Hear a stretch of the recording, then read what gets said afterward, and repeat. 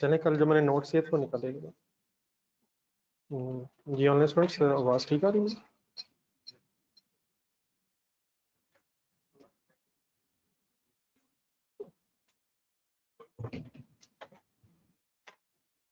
ये आवाज़ तो कैसे आ रही है? आवाज़ इनका आवाज़ चेक करना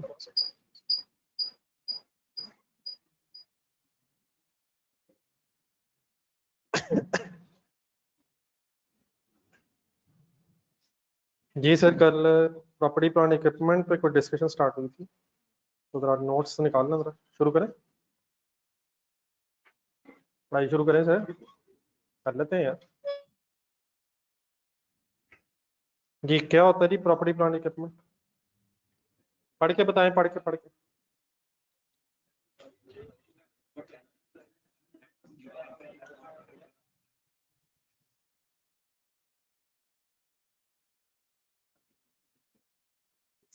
जो हजरात कल नहीं थे जरा काइंडली बता दें ताकि आपको नोट्स मिल जाए। जरा ये जरा कुछ पेजेस पूरे कर दें जरा, तो लोग कल नहीं थे जरा काइंडली बता दें जरा।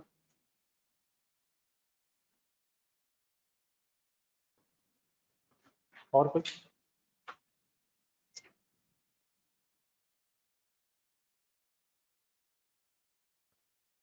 जी sir, property plant equipment business में वो आइटम्स होती हैं, वो टेंजिबल आइटम्स हैं जो बिजनेस में यूज के लिए रखी होती हैं और उनकी life more than one accounting period होती है। तो चंद एक एग्जांपल्स ज़हन में रखना please please. Land, building, machinery, motor vehicle, furniture etcetera, इनका क्या करते हैं हम अकाउंटेंट्स? पहले कैपिटलाइज करते हैं, फिर यूजर लाइफ पे डेप्रिशिएट करते हैं। ठीक है जी, समझ आ गया? देन बेटा उसके नीचे जरा चलते रहे, पेन रख लें हाथ में, जरा कुछ डेफिनेशंस लिखी हुई हैं। डेप्रिसिएशन, डेप्रिशिएबल अमाउंट, तो कुछ पुरानी जरा बेसिक्स और रिवाइज करना जरा। लेकिन इनको पढ़ने से पहले एक छोटी सी एग्जांपल जरा देखें बोर्ड पर।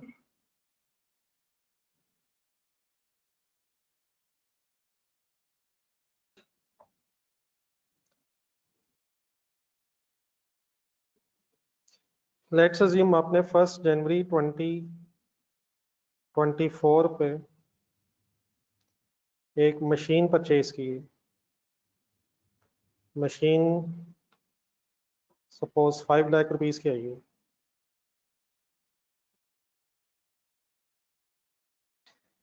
कि 1 जनवरी 2024 पे अगर आपने मशीन परचेज किया तो इसकी अकाउंटिंग एंट्री सुना रहा। Machine debit, cash credit. Machine का कैपिटलाइज कर लेंगे एज एन एसेट। कैश अगर चला गया तो कैश क्रेडिट हो जाएगा, और अगर भी पैसे देने हैं तो कैश की जगह पेबल क्रेडिट हो जाएगा। फिर देन इस मशीन को जब आपने डेप्रिशिएट करना है तो आप दो चीज़ें फिर एस्टिमेट करेंगे। नंबर वन, इस मशीन की एक यूजफुल लाइफ। यूजफुल लाइफ किसे कहते हैं? जितने अरसे मशीन ने यूज होना है, period over which asset is expected to be use. तो लेट्स अज्यूम 5 इयर्स आपका एस्टिमेट है कि मशीन चलेगी। 5 इयर्स अगर एस्टिमेट है दैट मीन्स 1 जनवरी 2024 है, 31 दिसंबर 2024 नहीं बेटा, 5 सीधा बनना है। 1 जनवरी 2024 है, पहला साल का बैंड होगा। 31 दिसंबर 2024, 25, 26, 27, 28। इन अदर वर्ड्स 31 दिसंबर 2028 तक हमारी एक्सपेक्टेशन है कि ये मशीन चलेगी। सही है ना? मैंने 4, 5, 6, 7, 8 5 पूरे हो गए। देन फिर एक चीज और भी एस्टिमेट करनी पड़ती है अगर आपने डेप्रिशिएट करना हो, कि eight the end of the useful life asset को कितने का सेल कर सकते हैं। कुछ याद आता है? किस चीज की बात कर रहा हूँ? Residual value. रेजिडुअल वैल्यू किसे कहते हैं? Amount expected to be obtained at the end of the useful life. तो लेट्स अज्यूम आपका ये एस्टिमेट है कि 5 साल बाद इस मशीन की रेजिडुअल वैल्यू सपोज 1 लाख रह जाएगी।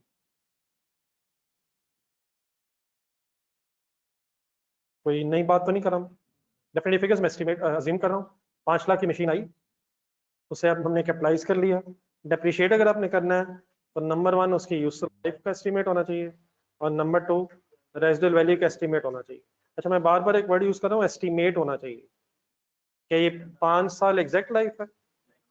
एग्जैक्ट तो बेटा तभी पता चलेगा जब एसेट यूज हो जाएगा, लेकिन अगर हमने डेप्रिसिएशन चार्ज करनी है तो हमें एस्टिमेट करना पड़ेगा यूजफुल लाइफ को।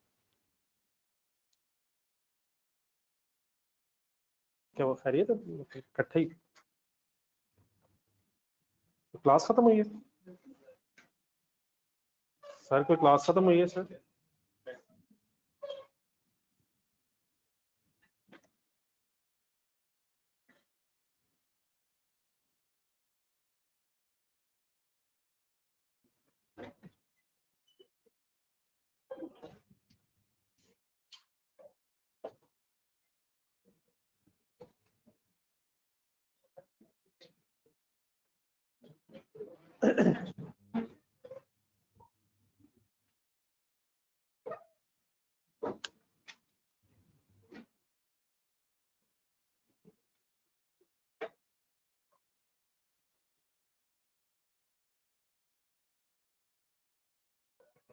आगे बैठना चाहते हैं?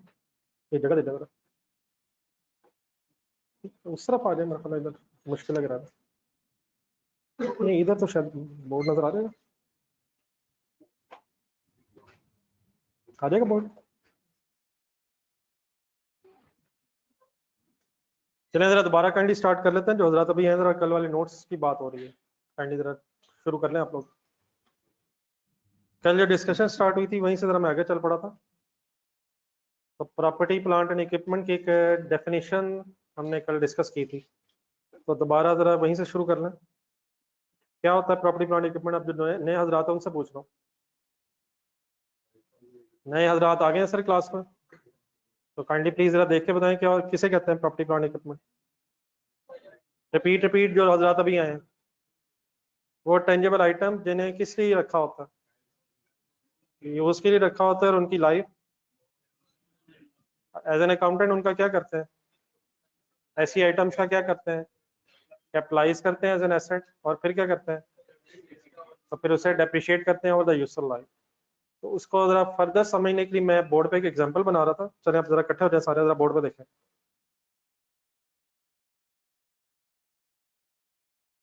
मैं अज्यूम कर रहा था कि लेट्स अज्यूम 1 जनवरी 2024 पे एक एग्जांपल के तौर पे हमने 5 लाख रुपीस की एक मशीनरी खरीदी है।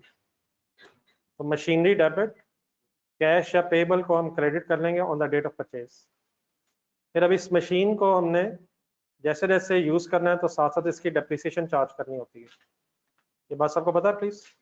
तो डेप्रिसिएशन चार्ज करने के लिए आपके पास यूजफुल लाइफ भी होनी चाहिए, और सेकेंडली रेजिडुअल वैल्यू का एस्टिमेट भी होना चाहिए।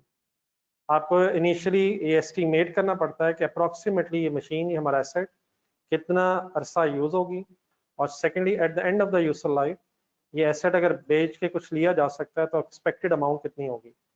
ना ये यूजफुल लाइफ एक्चुअल लाइफ है, और ना ही ये residual value actual value of disposal है। जब बेचेंगे एक्चुअली तो तभी पता चलेगा कि मशीनरी कितने की बिकी है, और जब मशीन यूज कर लेंगे वो भी तभी पता चलेगा कि कितनी अर्सा ये मशीन यूज हुई है। लेकिन अगर हमें डेप्रिसिएशन चार्ज करनी है तो हमें फिर लाइफ का भी एक एस्टिमेट और ये भी एक एस्टिमेट लगाना पड़ता है कि approximately eight the end of the useful life हमारा एसेट कितने का सेल हो जाएगा। ये रेजिडुअल वैल्यू किसे कहते हैं वैसे? इंग्लिश जरूरी नहीं है, इंग्लिश में अभी पढ़ लेते हैं, जब मतलब मैं अपनी अंडरस्टैंडिंग पूछ रहा हूँ। स्क्रैप वैल्यू तो उसी चीज का एक और नाम है ना, मतलब। या चले यूजफुल लाइफ किसे कहते हैं पहले अपने वर्ड्स में होता है। जिस टाइम पीरियड में ये एक्सपेक्टेड है कि एसेट इस्तेमाल होगा, और उस टाइम पीरियड के एंड में ये हमारा एसेट कितने का सेल हो जाएगा, उसे रेजिडुअल वैल्यू कहते हैं। तो मैं एग्जांपल के तौर पे ये अज्यूम कर रहा हूँ कि 5 साल सपोज इस मशीन की यूजफुल लाइफ है, और ये एक्सपेक्टेड है कि मशीन को हम 5 साल बाद सपोज 1 लाख रुपीस का सेल कर देंगे। यहाँ तक अब सब मेरे साथ मिल गए? फिर देन मैंने एक डेट लिखी हुई है 31 दिसंबर 2028, वो मैंने जरा 5 साल काउंट किए हैं। तो जो हज़ार तभी हैं जरा एक दफ़ा आप भी काउंट कर लें। 1 जनवरी 2024 है, तो फर्स्ट ईयर एंड कब होगा? 31 दिसंबर 2024, 25, 26, 27, 28। तो ये मेरा एक आपके सामने डाटा है। अब इसकी बेस पे मैंने आपसे चंद एक क्वेश्चन जरा पूछने हैं। जी, what is the cost of this asset? What is residual value? आज ये एसेट 5 लाख का है, 5 लाख का आज जब खरीदा है, और ये एक्सपेक्टेड है कि अपनी यूजफुल लाइफ के एंड पे ये 1 लाख का रह जाएगा, 1 लाख का रह जाएगा, इंशाल्लाह उसको खरीदने का बिक जाएगा। तो क्या मैं फाइनली इन दोनों फिगर्स को देख के ये कह सकता हूँ कि इन 5 सालों में हम अपने एसेट को 4 लाख रुपए से कंज्यूम कर लेंगे? एक अच्छा बड़ा एसेट कितने का है? और 5 साल बाद इट मीन्स हम इस एसेट की 4 लाख की वैल्यू कम कर लेंगे, हमारे इस एसेट की वैल्यू 5 सालों में 4 लाख कम हो जाएगी। Okay please. तो ये जब पूरी वैल्यू है जो 4 लाख कम हो जाएगी, इसे बोला जाता है डेप्रिशिएबल अमाउंट। डेप्रिशिएबल अमाउंट का फॉर्मूला होता है कॉस्ट माइनस रेजिडुअल वैल्यू, और डेप्रिशिएबल अमाउंट का मतलब होता है total depreciation of the useful life. सही बोल रहा हूँ? ये 1 साल की डेप्रिसिएशन है 4 लाख या 5 सालों की? तो total depreciation of the useful life को कहते हैं डेप्रिशिएबल अमाउंट। अब इसी डेप्रिशिएबल अमाउंट को अगर ईयर वाइज डिवाइड कर लिया जाए, क्या बोला मैंने? पूरा उससे पहले भी है। इसी डेप्रिशिएबल अमाउंट को अगर ईयर वाइज डिवाइड कर लिया जाए तो उसे फिर कहते हैं डेप्रिसिएशन। और ईयर वाइज डिवाइड करने के लिए फिर डिफरेंट मेथड्स हैं, जो हम मेथड्स पढ़ते रहते हैं, वो असल में क्या है, वो डेप्रिशिएबल अमाउंट को ईयर वाइज एलोकेट या डिवाइड करने के मेथड्स हैं। तो अब ये दोबारा फिगर 5 लाख क्या चीज है? 1 लाख। डेप्रिशिएबल अमाउंट है 4 लाख। सबसे इजीएस्ट वे क्या है इसे एलोकेट करने का? वो तो हो गया ना, कॉस्ट माइनस रेजिडुअल वैल्यू होकर 4 लाख आ गया। तो डेप्रिशिएबल अमाउंट कैलकुलेटर पकड़ना जरा, अगर मैं डेप्रिशिएबल अमाउंट डिवाइड बाय 5 कर लूं, 4 लाख डिवाइड बाय 5 करें जरा, तो क्या है ये 80,000, ये डेप्रिसिएशन है। और अगर हमने सिंपली डिवाइड बाय 5 कर लिया है तो यही 80,000 80,000 80,000 स्ट्रेट लाइन मेथड से हमारे पास डेप्रिसिएशन की अमाउंट आ गई। तो what is the difference between depreciable amount and depreciation? एक दफा दोबारा मेरे से सुन लें, मैं एक दफा दोबारा मैं रिपीट करता हूँ। Depreciable amount means depreciation of the useful life. बाकी डेफिनेटली फार्मूला अगर मैं कहूँ ना डेप्रिशिएबल अमाउंट का फार्मूला क्या है, तो कॉस्ट माइनस रेजिडुअल वैल्यू। मैं उसका मीनिंग पूछ रहा हूँ, शायद ये मीनिंग भी पता होना चाहिए। डेप्रिशिएबल अमाउंट मींस पूरी यूजफुल लाइफ की डेप्रिसिएशन। नहीं, एक्यूमुलेटेड इज समथिंग एल्स, उस पे मैं आता हूँ। एक्यूमुलेटेड होती है जो आपने चार्ज कर ली हो, तो मैं वो 3 चीजें होंगी, मैं तीसरी पे आता हूँ। Depreciable amount means total depreciation which is to be charge over the useful life, ऐसे ही which is to be charge. ये 4 लाख 5 सालों में डेप्रिसिएशन चार्ज होनी है। इसी 4 लाख को अगर मैं ईयर वाइज ब्रेक कर लूं कि इस पहले साल, दूसरे साल, तीसरे साल कितनी चार्ज होनी है, तो जो ईयर वाइज अमाउंट है that is called as depreciation. और जितने सालों की डेप्रिसिएशन चार्ज हो चुकी हो उसका फिर बोला जाता है एक्यूमुलेटेड डेप्रिसिएशन। तो वो मैं भी लिख भी देता हूँ, लेकिन पहले जरा डेप्रिशिएबल अमाउंट क्लियर कर लेना। फार्मूला ऑफ डेप्रिशिएबल अमाउंट है क्लियर है यहाँ तक? मीनिंग ऑफ डेप्रिशिएबल अमाउंट है total depreciation to be charge over the useful life, total depreciation to be charge over the useful life. और अब उसे अगर हम ईयर वाइज एलोकेट कर लें किसी मेथड से, वक्ती तौर पे एक आपको मैंने स्ट्रेट लाइन मेथड से वर्किंग करवा दी है, वो भी हम और मेथड भी पढ़ते हैं। तो जो year wise allocated amount of depreciation होती है वो फिर मेथड से कैलकुलेट हो जाती है। जो ईयर वाइज वगैरह that is called as depreciation. और फिर जैसे जैसे डेप्रिसिएशन चार्ज होती जाए उसे हम अगर टोटल कर लें तो वो फिर एक्यूमुलेटेड आ जाएगी। तो एक्यूमुलेटेड को लेकर मैं अभी इंशाल्लाह बाद में डिस्कस करता हूँ। तो पहले आप इस तरह करें, जरा अपने नोट साथ रखें जरा। ये कल जो आपके साथ एक हैंडआउट शेयर हुआ था उसमें सबसे पहले जरा एक डेप्रिसिएशन की हेडिंग होना था, क्या लिखा हुआ? सिस्टमेटिक एलोकेशन ऑफ क्या ओवर क्या यूजफुल लाइफ। अब सिस्टमेटिक एलोकेशन जो वर्ड लिखा हुआ ना, ये इसी सिस्टमेटिक एलोकेशन के लिए भी नीचे मेथड्स हैं। Allocation simply means division, divide कर देना। सिस्टमेटिक मींस किसी प्रॉपर तरीके से, किसी प्रॉपर तरीके से अगर हम डेप्रिशिएबल अमाउंट को यूजफुल लाइफ पे डिवाइड कर देंगे तो वो फिगर जो आएगी डिवाइड करके वो डेप्रिसिएशन कहलाती है। तो सिस्टमेटिक एलोकेशन ही के लिए मेथड्स हैं। एक दफा जरा मेथड्स भी बोल के देखने में कुछ है वर्ड से आते वैसे, जस्ट नाम जरा देख लें नीचे, फिर अभी उनको भी डिस्कस करते हैं। नीचे 3 लिखे हुए इस पेज पे, जरा नंबरिंग भी बोल के करें जरा, कौन सा सबसे पहले लिखा हुआ? अभी डिस्कस करता हूँ फॉर्मूला वगैरह में। सेकंड मेथड कौन सा है? थर्ड भी एक है, एक सेकंड नेक्स्ट पेज पे जाए, 2 वहां भी लिखे हो, machine hour method, production units method, कुछ आते हैं वर्ड याद? वापस आने फर्स्ट पेज पे, ये मेथड्स क्या बताएंगे? नहीं, ये डेप्रिशिएबल अमाउंट की एलोकेशन बताएंगे। मेथड्स क्या बताएंगे? डेप्रिसिएशन बताएंगे, ये भी ठीक है आंसर। और डेप्रिसिएशन क्या चीज है? डेप्रिशिएबल अमाउंट की एलोकेशन बताएंगे। डेप्रिशिएबल अमाउंट अगर एलोकेट हो जाए ईयर वाइज तो डेप्रिसिएशन है, और इन मेथड्स हमें पता चलेगा कि ईयर वाइज एसेट हमारा कितने कितने रुपीस डेप्रिशिएट हो गया। आई होप कि मैं ज्यादा भी परेशान नहीं कर रहा हूँ। किसको किस पे अगर एलोकेट कर दें तो क्या आ जाता है? डेप्रिशिएबल अमाउंट को अगर यूजफुल लाइफ पे एलोकेट कर दें तो डेप्रिसिएशन। सेकंड डेफिनेशन पढ़ो तो, डेप्रिशिएबल अमाउंट किसे कहते हैं? Cost minus residual value. Meaning अपने वर्ड्स में खुद बता दें, मीनिंग क्या होता है इसका?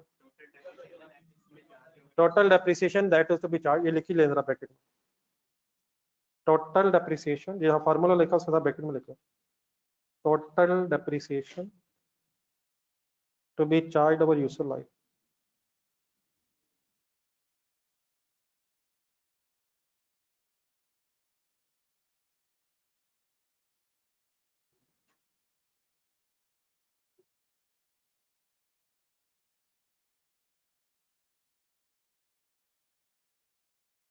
जी यहाँ तक कोई इशू? इन्वॉल्व रहना जी प्लीज क्लास में आपने, छोटी छोटी चीज अगर कोई भी इशू है डेफिनेटली आपने पहले जरूर चीजें सुनी हुई हैं, लेकिन अगर कोई कंफ्यूजन हो तो जरूर बताएं। एनी कंफ्यूजन, कोई मैंने नई बात की हो? थर्ड डेफिनेशन ढूंढने पर फिर देन बेटा एक वर्ड है कॉस्ट।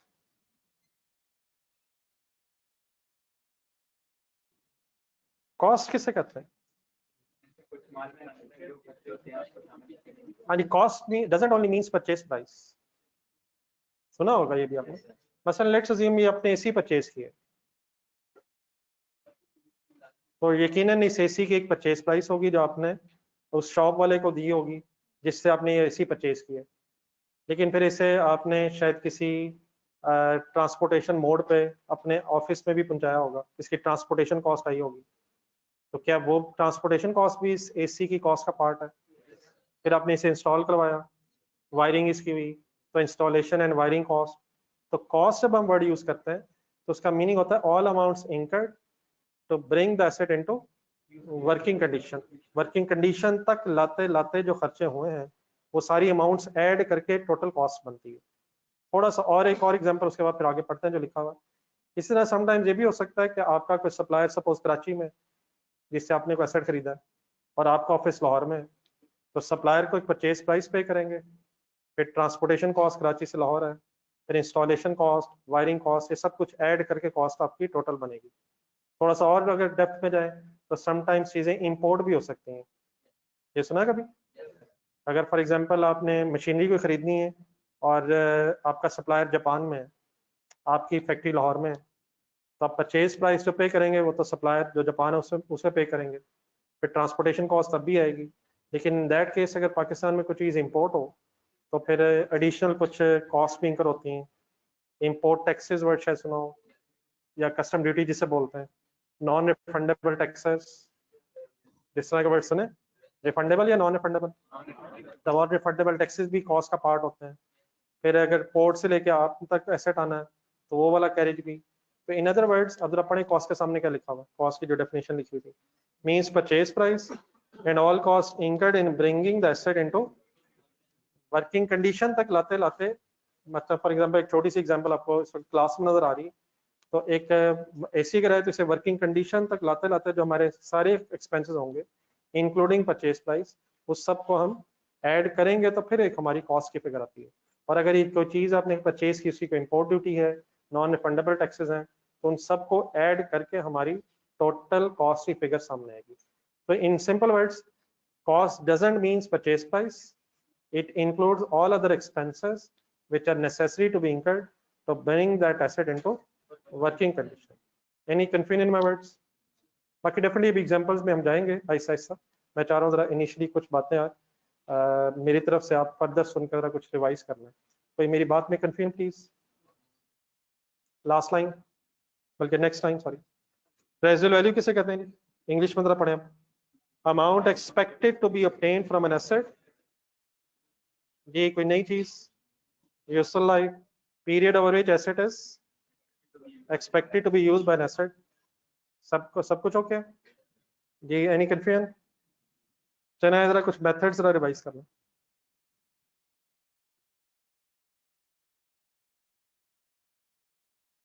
जी नंबर 1 मेथड कौन सा?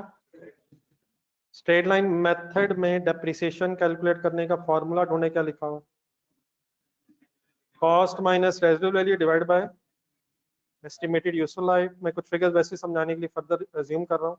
लेट्स अज्यूम अगर एक एसेट की कॉस्ट 1 लाख है, रेजिडुअल वैल्यू सपोज 20,000 है. कैलकुलेटर पकड़ा जरा. यूजफुल लाइफ सपोज 4 ईयर है. तो what is 20,000? 1 lakh is cost suppose. 20,000 I am assuming residual value. 80,000 depreciable amount है. ठीक है sir. Divide by 4. What is 20,000? Depreciation per annum per year.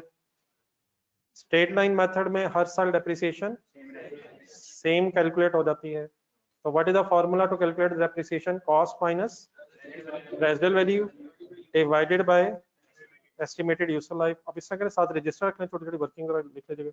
इधर शायद जगह कम हो जाएगा.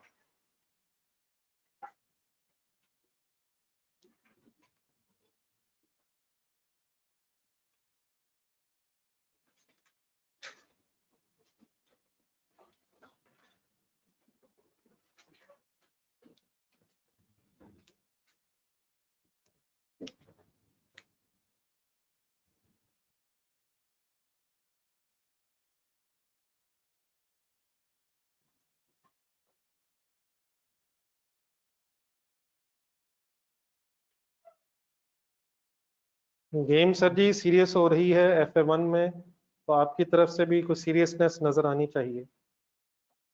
सीरियसनेस सबसे पहले मुझे कैसे महसूस होगी आपकी तरफ से? हमेशा क्लास काइंडली टाइम पे आए. Is it possible? बाकी डेफिनेटली 5 मिनट तो मैं खुद भी कोशिश करता हूँ जरा. आते जाते आप लोगों को टाइम लग ही जाता होगा, लेकिन कोशिश करें कि उससे ज़्यादा लेट ना हो यार.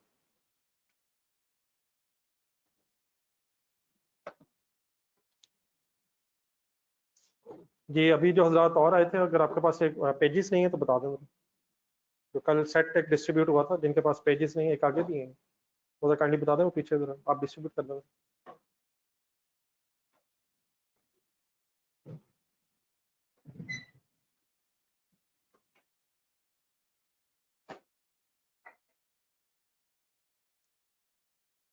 जी चलो आगे.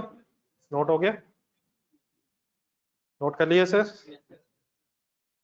चलें बेटा अगली चीज़ जरा मेरी बात गौर से सुनिएगा. इसमें शायद कोई आपको कन्फ्यूजन भी हो, अगर हो तो ज़रूर बताइएगा. मैं अभी स्ट्रेट लाइन मेथड में ही डिस्कशन कर रहा हूँ. स्ट्रेट लाइन मेथड में डेप्रिसिएशन कैलकुलेट करने का एक तो फॉर्मूला है आपके सामने जो मैंने वर्किंग लिखी है. लेकिन स्ट्रेट लाइन मेथड में ही वर्किंग करने का एक और ऑल्टरनेट वे ये है कि रादर देन आप फार्मूला यूज करें, आप डेप्रिसिएशन रेट भी निकाल सकते हैं. मैं अभी किस मेथड में ही बहस कर रहा हूँ? तो स्ट्रेट लाइन मेथड में एक ऑल्टरनेट ये है कि आप रेट ऑफ डेप्रिसिएशन भी कैलकुलेट कर सकते हैं by using the formula 1 divided bye useful life multiplied by 100. बात मेरी इधर 1 मिनट पूरी कर लेना जरा. स्ट्रेट लाइन मेथड में one way to calculate depreciation है कि आप डेप्रिसिएशन कैलकुलेट करने का फॉर्मूला यूज कर लें. ऑल्टरनेटिवली आप रेट निकाल के भी स्ट्रेट लाइन मेथड में वर्किंग कर सकते हैं. अगर रेट निकाल के वर्किंग करनी है तो वो कैसे होती है, प्लीज गौर से सुने. मैं वो सेम एग्जांपल यूज कर रहा हूँ जो डाटा मैंने पहले यूज किया था. 1 डिवाइड बाय यूजफुल लाइफ क्या रखी थी मैंने, और मल्टीप्लाइड बाय 100. 1 मिनट कैलकुलेटर पकड़ा. प्लीज प्लीज वर्किंग सब लोग करें ना यार, क्या हो गया? ठीक है, सिंपल है, कर लें, इसलिए तो कर। 1/4 × 100 से क्या आंसर आया? तो 25% मैंने किस मेथड में ही रेट निकाला है। तो रेट अगर आपने निकाला और रेट की बेस पे आपने डेप्रिसिएशन की वर्किंग करनी हो तो एक सेकंड बोर्ड पर देखें प्लीज। 4 साल मैंने अज्यूम किए हैं इस एसेट के, तो अगर रेट से वर्किंग कर रहे हैं तो फर्स्ट ईयर की डेप्रिसिएशन आप कैलकुलेट करते हुए कॉस्ट लेंगे 1 लाख माइनस 20,000 रेजिडुअल वैल्यू और डेप्रिशिएबल अमाउंट से अपना डेप्रिसिएशन रेट मल्टीप्लाई कर देंगे। एक बार फर्दर सॉल्व कीजिएगा जरा प्लीज यार। 80,000 इंटू 25%, 20,000। इन अदर वर्ड्स आप चाहे रेट से वर्किंग करें या फॉर्मूले से, इंशाल्लाह आपका आंसर सेम आएगा, लेकिन स्ट्रेट लाइन मेथड में ही एक ऑल्टरनेट अवेलेबल है। सेकेंड ईयर में भी अगर आपने वर्किंग करनी है तो सेकेंड ईयर में भी डेप्रिशिएबल अमाउंट से ही रेट मल्टीप्लाई होगा। In other words straight line method में अगर रेट से वर्किंग हो रही है तो हमेशा रेट हर साल किससे मल्टीप्लाई होगा? डेप्रिशिएबल अमाउंट से। I am not talking about, hopefully आपके जहन में कुछ आ रहा होगा, रिड्यूसिंग बैलेंस मेथड की बहस नहीं हो रही है। रिड्यूसिंग बैलेंस मेथड में यकीनन पहले साल रेट फिर अगले साल रेट, तो वो इंशाल्लाह बाद में मैं बात करता हूँ। स्ट्रेट लाइन मेथड में अगर रेट है तो हर साल किससे मल्टीप्लाई होना? Depreciable amount. जितने भी साल हैं कॉस्ट माइनस रेजिडुअल वैल्यू करके ही आप डेप्रिशिएबल अमाउंट से रेट मल्टीप्लाई करेंगे। मैंने सिर्फ 2 सालों की वर्किंग की है and so on. It means third and fourth year में भी एज इट इज रिपीट होगा। तो ये दोनों तरह से कर लिए अपने पास वर्किंग लिख लेगा। और मैंने कोई नई अगर बात की है आपको पहले नहीं पता तो वो जरूर बता दीजिएगा। स्ट्रेट लाइन मेथड में डेप्रिसिएशन निकालने के कौन से 2 तरीके हैं? फार्मूला भी है डेप्रिसिएशन कैलकुलेट करने का, और ऑल्टरनेटिवली रेट कैलकुलेट करके भी वर्किंग हो सकती है। तो ये काइंडली इसको जरा लिखना है।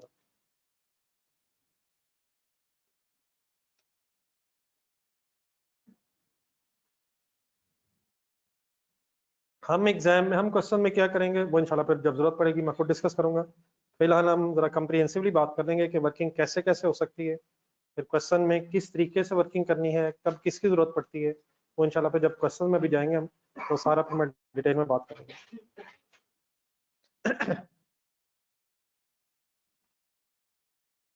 Any confusion anywhere?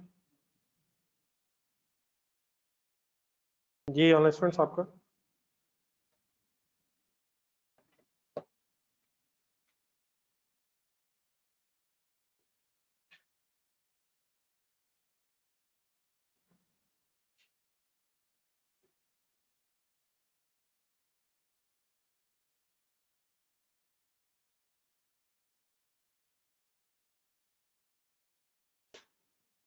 चलो आगे,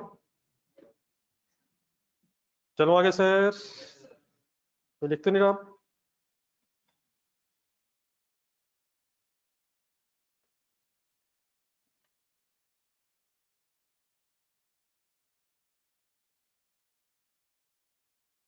चलिए second method, the name of second method of depreciation is reducing balance method, alternatively इसे डिमिनिशिंग बैलेंस मेथड भी कहते हैं, डब्ल्यूडीबी मेथड वगैरह भी शायद कहते हैं, वो आगे इंशाल्लाह आ जाएंगे। कॉमनली शायद ज्यादा reducing balance method, alternate ways भी हैं। अब रिड्यूसिंग बैलेंस मेथड में पहले 3-4 चीजें मेरी बहुत से पहले सुने।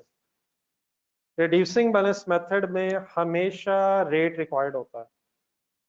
अगर एग्जामिनर रेट दे दे तो आप एज इट इज उस रेट की बेस पे वर्किंग करेंगे, और अगर एग्जामिनर रिड्यूसिंग बैलेंस मेथड है और रेट ना दे तो फिर आप रेट खुद कैलकुलेट करेंगे। रिड्यूसिंग बैलेंस मेथड में हमेशा रेट रिक्वायर्ड है, अगर एग्जामिनर दे दे तो एज इट इज यूज हो जाएगा, और अगर एग्जामिनर ना दे तो फिर रेट कैलकुलेट करने का एक फार्मूला ढूंढना है। ये फार्मूला हम कब अप्लाई करेंगे?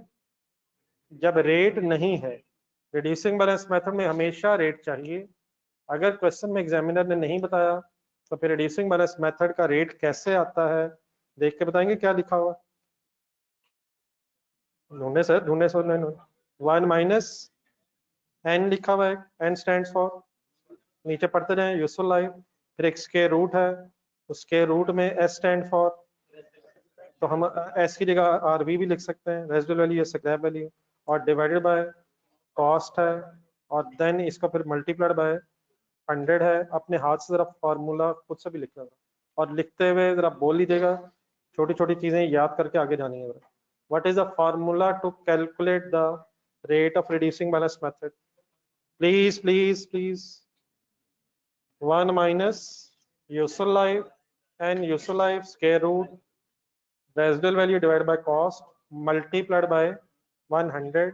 अगर एग्जाम में रिड्यूसिंग बैलेंस मेथड एग्जामिनर कह रहा है और रेट नहीं है तो फिर फार्मूला याद आना चाहिए।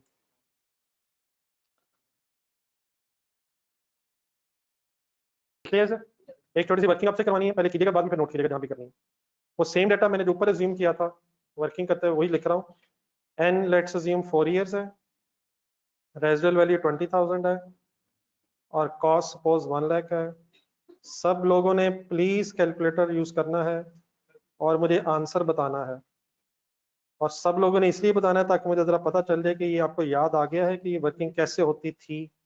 और अगर किसी को नहीं याद आ रहा तो काइंडली फिर मैं एक्सप्लेन करना चाहूंगा। तो पहले लेकिन अपनी अपनी वर्किंग कर लें जरा। प्लीज सब लोग कैलकुलेटर यूज करें, ऑनलाइन स्टूडेंट्स आप भी। जस्ट एक मिनट, 33.13 समथिंग आ रहा होगा, 125। तो एक मिनट, एक जस्ट मिनट। इनका आंसर आ गया 33 पॉइंट समथिंग, वो एक मिनट जरा बाकियों को भी जरा चांस दें। ये भी वर्किंग की कभी पहले? सभी कभी रेट निकाला पहले से?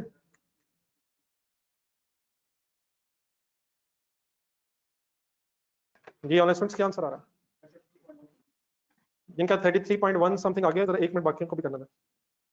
ये इस लास्ट लाइन में से जरा रेट नहीं, मैं स्पेसिफिकली इसलिए पूछ रहा हूँ कि मुझे जरा आइडिया हो जाए कि सबको समझ आ गया है या नहीं, सॉरी सबको वर्किंग करनी आती है नहीं।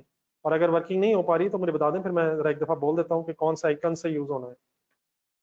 किन लोगों का सॉल्व नहीं हो रहा?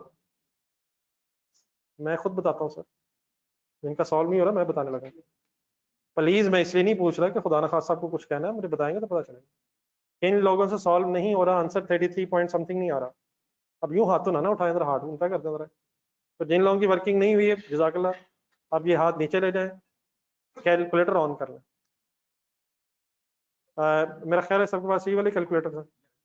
तो जिनसे वर्किंग नहीं हो रही काइंडली एक दफा मेरे साथ कर लें। मैं बोलता हूँ कौन कौन से डिजिट्स है। 1 ढूंढ के प्रेस करें, -4 ढूंढना है।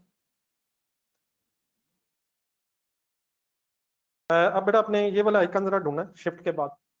जरा एक सेकंड बोर्ड पर देखें, आपके पास ऊपर ये फर्स्ट लाइन या ये वाली जो रो है इसमें एक मेरा ख्याल है एक्स के ऊपर बॉक्स बना हुआ है, यही वाला मिल जाएगा, ये वाला आइकन फर्स्ट रो में।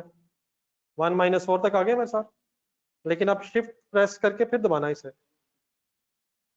एक स्क्वायर रूट ओपन हो जाएगा। जिनसे नहीं हो रहा सबका पता चल गया? और सर ही बता देना यार। ओपन हो गया सर। अब इसके अंदर फिगर्स लिखें, 20,000 डिवाइडेड बाय 1 लाख और इज इक्वल टू दबाना है, मल्टीप्लाइड बाय 100। सॉल्व हो गया? प्लीज बताएं क्या आंसर आ रहा है। अच्छा अब ये 33.125 समथिंग आ रहा है, ये प्लीज सबका आ गया? ये नजरात से नहीं हो रहा तो सॉल्व हो गया, ये मसला हल हो गया सर। दूसरा मसला मेरा एक हल करें, बताएं इस रेट को लिखूं कैसे? प्लीज सजेस्ट मी, ये रेट कैसे लिखूं? 33 अब ये बेटा ये तो पॉसिबल नहीं है कि अगले जितने डिजिट्स हैं वो सारे हम लिखें। हमें क्या करना पड़ेगा? राउंड ऑफ करना पड़ेगा। तो मैं जरा देखना चाह रहा हूँ कि आपने कैसे पहले राउंडिंग ऑफ की हुई है ताकि मैं भी वैसे ही करूँ। ये 33.1 कैसे लिखूं? पॉइंट्स के बाद कितने डिजिट्स तक जाते रहे आप? नहीं आप लोग जितने पे जाते रहे मुझे बता दें। मेरा वैसे ख्याल है कि शायद 2 तक जाके राउंड ऑफ करते हो। तो एग्जैक्टली मुझे बताएं क्या लिखूं मैं? 33.111 प्लीज सर आपने लिखवाना है सर। कभी ये इत्तेफाक पहले हुआ है कि आपका आंसर एग्जैक्ट ना आ रहा हो कभी पिछली जिंदगी में स्टडीज में? तो सर उस वक्त क्या किया, जरा मैं चाह रहा हूँ आपकी तरफ से आ जाए जरा। 33.13 कर दूं सर? 13 कर दूं सर? और परसेंटेज का साइन क्यों लगा रहा हूँ? नहीं सर, रेट इसलिए क्योंकि 100 से मल्टीप्लाई किया है सर। ये रजिस्टर में लिखे हैं working. Any confusion in this 33.13? तो जब भी कभी रेट आए यहाँ से काइंडली रूल बना लें। ऐसी राउंडिंग ऑफ में अक्सर बहस होती है जिसकी बिल्कुल जरूरत नहीं है, कि जब भी कभी कोई रेट की वर्किंग हो रही हो तो पॉइंट्स में 2 डिजिट्स तक चले जाएं, लेकिन उसे राउंड ऑफ करके लिखना है। सही किया मैंने, नेक्स्ट टाइम करवा दिया करेंगे। जज़ाकल्लाह यार।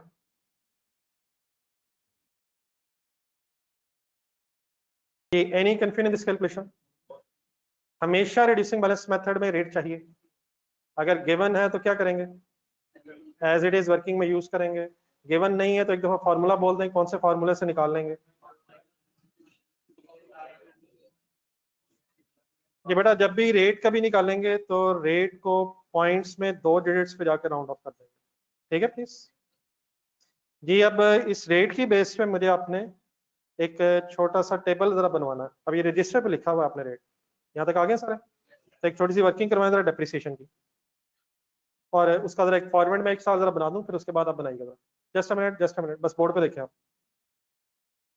4 साल मैंने यूजफुल लाइफ अज्यूम की है, तो रिड्यूसिंग बैलेंस मेथड में अगर रेट आ गया है तो फर्स्ट ईयर डेप्रिसिएशन कैसे कैलकुलेट करूं, लिखना नहीं है अभी आपने, 1 मिनट। रिड्यूसिंग बैलेंस मेथड में रेट यूज कैसे होता है पता आपको है? जस्ट रिवाइज, कितना रेट आया हुआ है हमारा, तो फर्स्ट ईयर वो रेट किससे मल्टीप्लाई करूं? रिड्यूसिंग बैलेंस मेथड में फर्स्ट ईयर रेट कॉस्ट से मल्टीप्लाई होता है without deducting the residual value, because residual value already फॉर्मूले में आ गई। फर्स्ट ईयर रेट प्लीज किससे मल्टीप्लाई होगा? कॉस्ट से। मींस 1 लाख कॉस्ट थी multiplied by 33.13%। Calculator please.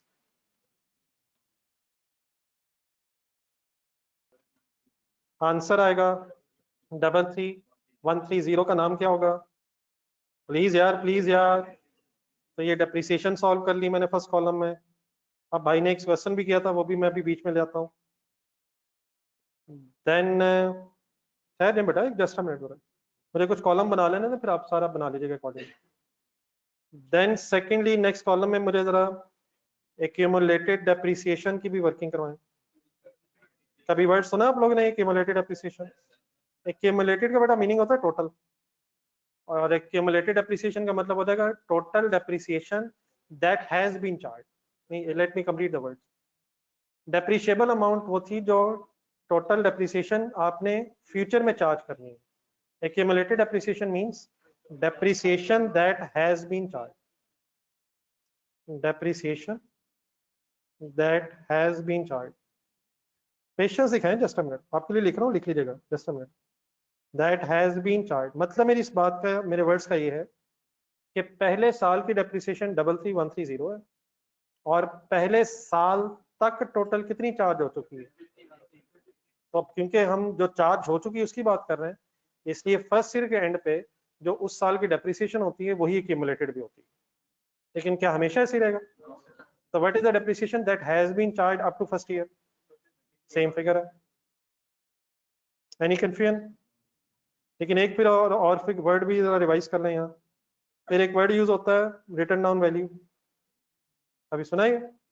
Return down value definitely इसकी एब्रीवेशन बोल रहे थे शायद। रिटर्न डाउन वैल्यू की एब्रीवेशन क्या है, इसका फार्मूला क्या है? कॉस्ट माइनस क्या, पूरा पूरा cost minus accumulated depreciation. Accumulated depreciation के लिए जरा वर्ड्स मैं कुछ कम कर रहा हूँ ज्यादा, तो जरा अप्लाई करवाएं जरा। वर्किंग कैसे करूं? 1 लाख कॉस्ट थी minus 33130 is equal to 66870। Board पे देखें प्लीज। 66870 अब WDV है। इस WDV का मीनिंग जरा सुना। ये एसेट 1 लाख का था, लेकिन 1 साल बाद 33,130 तक डेप्रिशिएट होके अब ये रिमेनिंग बस 66870। तो WDV मींस रिमेनिंग एसेट कितना रह गया। 1 साल बाद हमारा 1 लाख वाला एसेट 33,130 तक डेप्रिशिएट होके अब 66,870 का रह गया। वर्ड्स ओके है मेरे प्लीज? एक साल और करवा दें, बाकी फिर आप टेबल कंप्लीट कीजिएगा। तो फर्स्ट ईयर में रेट किससे मल्टीप्लाई होता है जी? अब सेकंड ईयर से ऑनवर्ड्स किससे मल्टीप्लाई होता है रेट? जो WDV पिछले साल के एंड पे है multiplied by the rate, second year की डेप्रिसिएशन आ जाएगी डबल टू। अच्छा एक यहाँ भी शायद राउंड ऑफ करना पड़ रहा है, कैलकुलेटर पकड़े एक मिनट। ये राउंडिंग वाले इश्यूज भी काइंडली अभी आज ही रिजॉल्व कर लें, इसमें बाद में टेंशन होती है। 66,870 प्लीज वर्किंग करें जरा। आप बताइए कैसे लिखो? फाइनल फिगर्स बताएं। 2215 लिख दो। इन अदर वर्ड्स यहाँ पे आप रूल क्या बनाए दोबारा सुने जरा। अगर कभी आप रेट कैलकुलेट कर रहे हो तो रेट को पॉइंट्स में ले जाएं, लेकिन 2 डिजिट्स पे राउंड ऑफ करना, जैसे अभी हम 13 पे राउंड ऑफ कर रहे हैं। लेकिन अगर कभी रुपीज लिख रहे हो, ये रुपीज लिखे ये रेट है, तो रुपीज को रुपीज में राउंड ऑफ करना, मतलब यहाँ पॉइंट्स में लिख के टाइम वेस्ट ना करें। दोबारा रिपीट करता हूँ, अगर कभी रेट निकाल रहे हो तो पॉइंट्स में चले जाएं, लेकिन 2 डिजिट्स पे राउंड ऑफ कर लें। और अगर रुपीज लिख रहे हैं तो उन्हें पॉइंट्स में ना ले जाएं, उनको रुपीज में ही राउंड ऑफ करके पूरा कर लें। याद रहेगा? एक दफा कैंडी ग्राफ भी बोल दें। अगर रेट है तो पॉइंट्स के बाद 2 डिजिट्स में राउंड ऑफ कर लें, और अगर अमाउंट्स लिख रहे हैं आप तो उन्हें रुपीज में राउंड ऑफ करके लिख लिया करेंगे। नेक्स्ट कॉलम में एक्यूमुलेटेड बताएं कैसे इकट्ठी करूं? कैसे कैसे कैसे? टोटल डेप्रिसिएशन अब फर्स्ट ईयर की भी है सेकेंड ईयर की भी है, तो कंबाइन होके 55,284। और दूसरे साल के एंड पे WDV कैसे निकालूं? कॉस्ट 1 लाख की है माइनस एक्यूमुलेटेड डेप्रिसिएशन 55,284 है। क्या आंसर आ रहा है? 44,716 ओके है। अच्छा डेफिनेटली इस वक्त cost minus accumulated depreciation formula तो यही है, लेकिन कैलकुलेटर पे 66,870 लिखें प्लीज। पहले बात समझ लें, बाद में आपके लिए है। 66,870 क्या लिखवा रहा हूँ? फर्स्ट ईयर के एंड पे WDV जो आई थी, उसमें से अगर आप सेकेंड ईयर की डेप्रिसिएशन लेस करेंगे तो ये ही WDV आ सकती है। कर लेना चेक प्लीज करें, क्या बोला मैंने? फर्स्ट ईयर के एंड पे जो WDV है उसमें से सेकेंड ईयर की क्या माइनस कर दें? सिर्फ डेप्रिसिएशन अगर आप माइनस करेंगे तो फर्स्ट ईयर की तो ऑलरेडी माइनस हुई हुई थी, तो WDV आ तो सकती है, लेकिन ज्यादा बेहतर यही कि फॉर्मूला वही सेम रखें, कॉस्ट माइनस एक्यूमुलेटेड डेप्रिसिएशन। यहाँ तक क्लियर हो गया? अब ये ये दो साल जो है चाहे देख के लिख लें, लेकिन नेक्स्ट 2 ईयर्स पे जरा इंडिविजुअली सॉल्व करें। कोई नई बात आज करने का मेरा प्लान शायद बन तो जाए, लेकिन फिलहाल नहीं है। तो इन चीज़ों को सुन के सोच के सही तरह से रिफ्रेश कर लें प्लीज। मैं कोई ऐसी बात कर रहा हूँ जो आपने पहले नहीं सुनी हुई या डिफरेंट सुनी हुई है तो वो ज़रूर बता दें, ताकि हम सेम डिस्कशन को अपने लेवल पे ले आए। जी ऑनलाइन स्टूडेंट्स आप भी।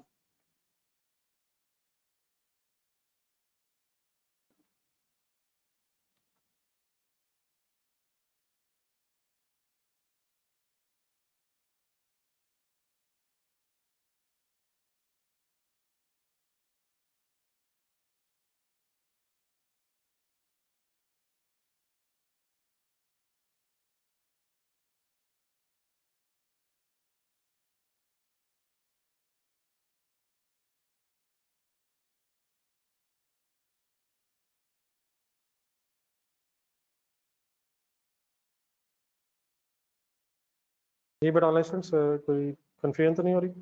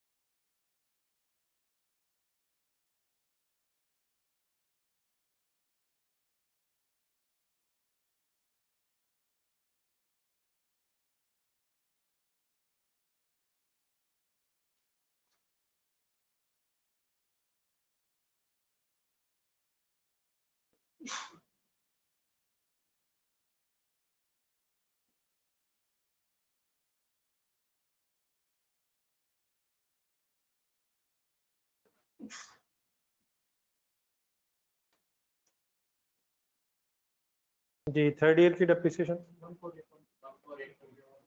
किया किसने आगे कर रहे हैं अभी, आप लोग कर लें कंप्लीट, नहीं समझ आ रहा? चलिए आप लोग पहले कंप्लीट करें फिर मुझे लिख दीजिए।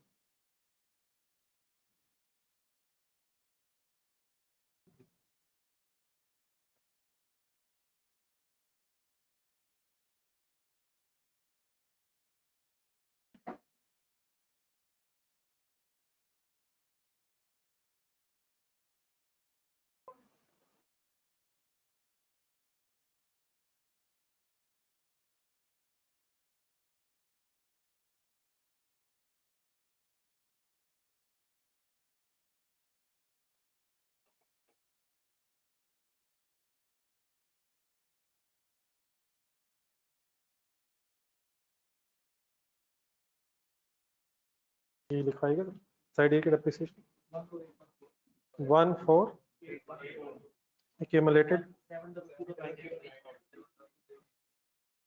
WDV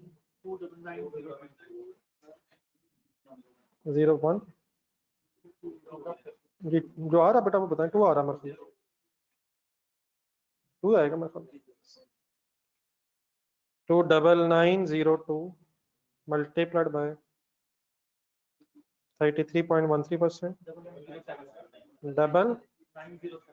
907।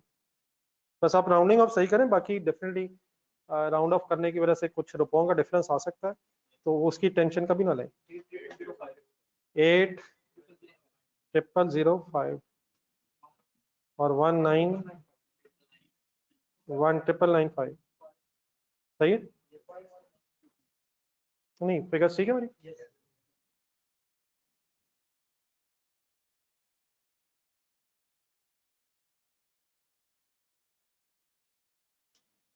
जी मेरे साथ फिगर्स काइंडली सब मैच करें जरा। रिड्यूसिंग बैलेंस मेथड में फर्स्ट ईयर रेट मल्टीप्लाई होता है कॉस्ट से विदाउट डिडक्टिंग रेजिडुअल वैल्यू, और सेकंड ईयर से ऑनवर्ड्स नहीं, सेकंड ईयर से onwards WDV eight the end of the last year. First year cost से और सेकंड ईयर से ऑनवर्ड्स WDV से 8 मल्टीप्लाई होता है।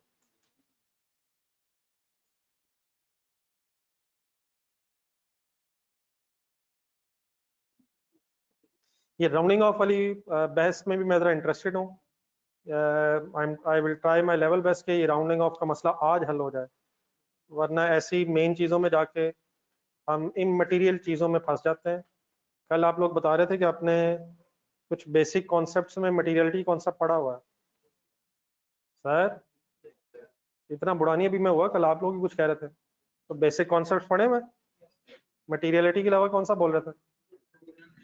तो अगर आप मटेरियलिटी थोड़ा जहन में लाएंगे, मटेरियलिटी मीन्स क्या होता है?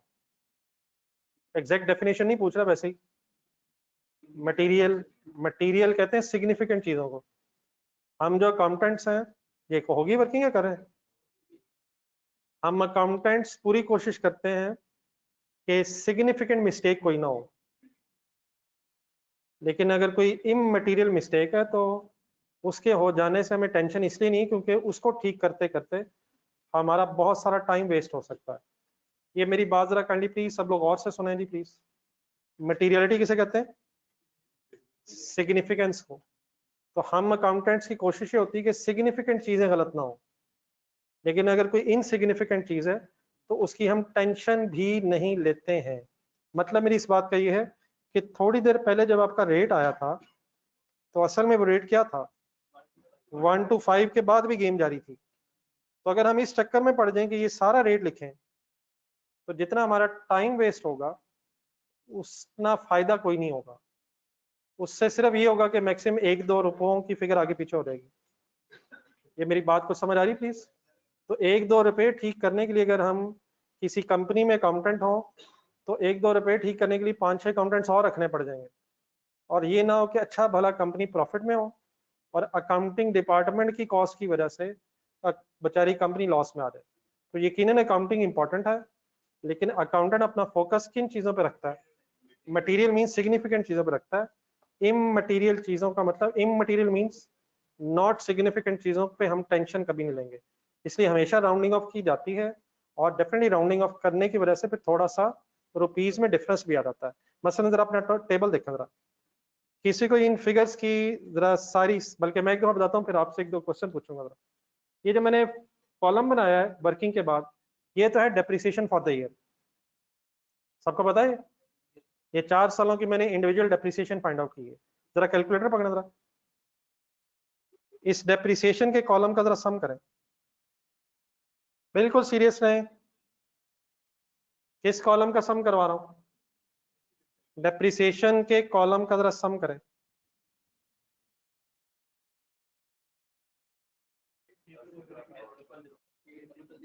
ये बताएं किस चीज का सम किया आपने? डेप्रिसिएशन का सम। डेप्रिसिएशन का सम किसी फिगर के बराबर आया हुआ लग रहा? ये बेटा थी डेप्रिसिएशन फॉर द ईयर, लेकिन जब 4 साल पूरे हो जाएंगे तो क्या जितनी डेप्रिसिएशन चार्ज करनी थी उतनी चार्ज हो जाएगी? मेरा सेंटेंस रिपीट करें, क्या बोला मैंने? 4 साल बाद जितनी डेप्रिसिएशन चार्ज करनी थी क्या वो हो जाएगी? लेकिन एक और चीज रहा देखें बोर्ड पे, कॉस्ट कितनी इस एसेट की? डेटा में सेम यूज कर रहा हूँ। रेजिडुअल वैल्यू क्या थी ढूंढने कहीं दब 20,000। तो 1 लाख में से 20,000 माइनस करेंगे तो क्या आंसर आता है? तो डेप्रिसिएशन तो 80,000 चार्ज होनी चाहिए थी, तो हमारी तो 5 रुपए। तो इस 5 रुपए की अब टेंशन लेके सारा टेबल काट दें और रेट पूरा लिखें, या हमें पता है 5 रुपए क्यों डिफरेंस आ रहा है? ये जो हमने रेट राउंड किया है और हमने जरा थोड़ा सा हायर साइड पे किया हुआ है, ये 1 to 5 को 1 3 की है, उसकी वजह से अब ये जब हम फिगर्स लिख रहे थे आप लोग, तो उसमें आप राउंड ऑफ करते जा रहे थे, तो उस वजह से अप्रोक्सीमेटली 80,000 ही है, जो राउंड ऑफ जरा करने की वजह से 5 रुपए ज्यादा हो गया। ये मेरी बात क्लियर है? तो क्या अब हम इसे काट दें या ये ठीक है? ये अप्रोक्सीमेटली ठीक है, और अप्रोक्सीमेटली ठीक हो सकता है, वरना फजूल में जो टाइम वेस्ट होता है उसकी भी अपनी कॉस्ट होती है। एक सेकंड जरा, लास्ट कॉलम है, लास्ट कॉलम की हेडिंग क्या है? ये क्या है? रिटर्न डाउन वैल्यू का मीनिंग क्या होता है? Meaning meaning meaning meaning asset कितना रिमेनिंग रह गया, तो ये एंड में कितना रिमेनिंग रह गया? ये क्या लिखा है? 19,995 है। मेरा क्वेश्चन आपसे ये कि एसेट ये जीरो क्यों नहीं हुआ? ये आंसर एंड में जीरो क्यों नहीं आया? 4 साल बाद जीरो क्यों नहीं आया? क्योंकि हम एक्सपेक्ट भी नहीं कर रहे थे कि इसने फुली डेप्रिशिएट जीरो तक जाना है। हम एक्सपेक्ट कर रहे थे कि एंड में ये 20,000 बच जाएगा, लेकिन ये 20,000 की बजाय तो 19,995 बचा हुआ है। तो वो जस्ट क्या हुआ है, वो जो 5 रुपए एक्स्ट्रा डेप्रिसिएशन है, वही 5 रुपए उधर WDV से कम हुई हुई है। ये क्लियर है मेरी बात? तो असल में ये फिगर्स क्या है? ये 80,000 जो है, ये असल में 80,000 अप्रोक्सीमेटली है जो टोटल डेप्रिसिएशन चार्ज होनी थी, और ये जो 1995 है जो फाइनल WDV रेजिडुअल वैल्यू के बराबर हुई। ये WDV है एंड में या रेजिडुअल वैल्यू है? सीरियस क्वेश्चन है मेरा, सीरियस क्वेश्चन है। ये एंड में WDV है या रेजिडुअल वैल्यू है? WDV है। Late me complete. ये WDV है यार, ऊपर कॉलम में लिखा हुआ है, नाम इसका WDV है, लेकिन eight the end of the user life WDV residual value के इक्वल हो जाती है। दो काम होते हैं eight the end of the user life, depreciable amount accumulated depreciation की इक्वल हो जाती है। क्या बोला मैंने प्लीज? डेप्रिशिएबल अमाउंट किसे कहते हैं? हिम्मत नहीं कर रहे आप? जो टोटल डेप्रिसिएशन चार्ज होनी थी, होनी है, फ्यूचर में होनी है, जब लाइफ कंप्लीट हो जाएगी तो जितनी डेप्रिसिएशन चार्ज होनी थी फ्यूचर में, क्या वो सारी चार्ज हो चुकी होगी? तो depreciable amount will be equal to accumulated depreciation and WDV will be equal to residual value. ये लिखें दो sentences.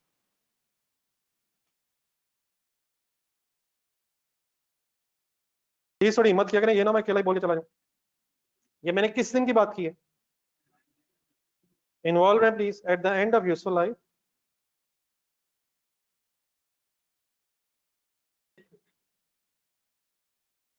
At the end of useful life, depreciable amount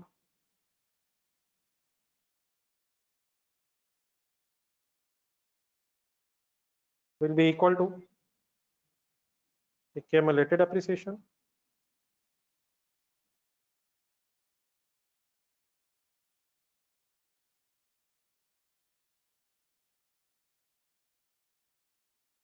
ji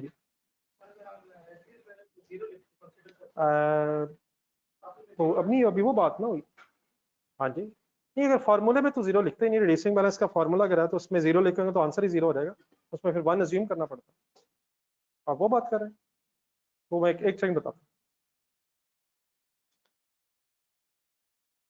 ji. At the end of the useful life क्या होगा, depreciable amount is equal to accumulated depreciation. ये सही है? Meaning क्या है सेंटेंस का? मीनिंग जो चार्ज होनी थी वो हो गई होगी, जो फ्यूचर में चार्ज होनी थी वो हो गई होगी। हो गई होगी कौन सी है? एक्यूमुलेटेड। होनी थी कौन सी है? डेप्रिशिएबल अमाउंट किस वक्त गिनी जाती है? नहीं, डेप्रिशिएबल अमाउंट शुरू में गिनी जाती है, कॉस्ट माइनस रेजिडुअल वैल्यू। और एक्यूमुलेटेड एप्रिसिएशन कब गिनी जाती है? जैसे जैसे चार्ज होती जाती है। और अगर लाइफ एंड हो गई है तो जितनी चार्ज हो गई होगी वो उसके बराबर होगी जो जितनी चार्ज होनी थी। नहीं समझ रहा है? दूसरा सेंटेंस लिखो, डब्ल्यूडीवी किसे कहते हैं? नहीं वो तो बेटा उसी बनना। डब्ल्यूडीवी का मीनिंग एसेट उतना बचा होगा जितना बचना चाहिए था। कितना बचना चाहिए था? रेजिडुअल वैल्यू के बराबर। WDV will be equal to residual value. ये हर साल होगा या at the end of the useful life? ये इस एंगल से लिख रहा हूँ, ये दोनों sentences at the end of the useful life applicable है। जब यूजफुल लाइफ एंड हो जाएगी तो WDV would be equal to residual value and accumulated appreciation would be equal to depreciable amount. मैं एक मिनट रुक रहा हूँ, जरा तसल्ली से आप भी सोच लो।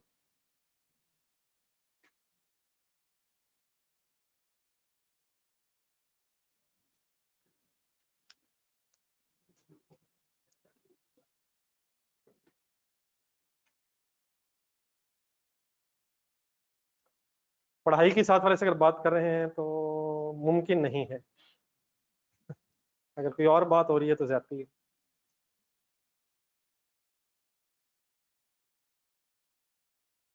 जी सर, एनी कंफ्यूजन? अच्छा, भाई ने एक बात की थी वो जरा आप भी जरा एक रिवाइज कर लें जरा। जहाँ आपने ये रेट निकाला है 33.13, वहां जाए जरा, कहीं ढूंढने जरा किधर निकाला रजिस्टर में जहाँ लिखा।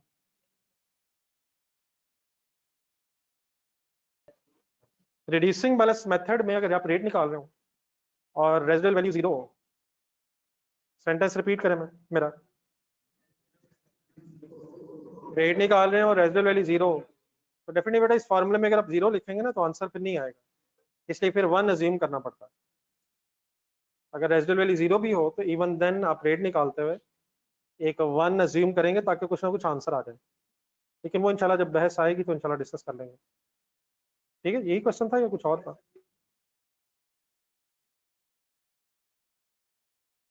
ये यहाँ तक मेरी वर्किंग में कुछ चलिए कंक्लूड कर लें जरा। फर्स्ट पेज देखें अपने नोट्स वाला। रिड्यूसिंग बैलेंस मेथड में हमेशा क्या चाहिए? अगर एग्जामिनर बता दे एज इट इज यूज करें, ना बताए कैलकुलेट कर लें। रेट जब आ जाए चाहे गिवन हो या कैलकुलेट करें तो फर्स्ट ईयर किससे मल्टीप्लाई करेंगे? विदाउट डिडक्टिंग रेजिडुअल वैल्यू, और सेकंड ईयर से ऑनवर्ड्स डब्ल्यूडीवी से रेट मल्टीप्लाई हो जाएगा। Any confusion in the working? आ जाए मेथड नंबर 3 पे। बाकी नीचे जो पॉइंट्स लिखे हैं वो वही हैं जो हमने अप्लाई कर लिए। थर्ड मेथड कौन सा जी? रजिस्टर पे हेडिंग लिखें, सम ऑफ डिजिट्स को जरा थोड़ा सा लिख के एक्सप्लेन करता हूँ।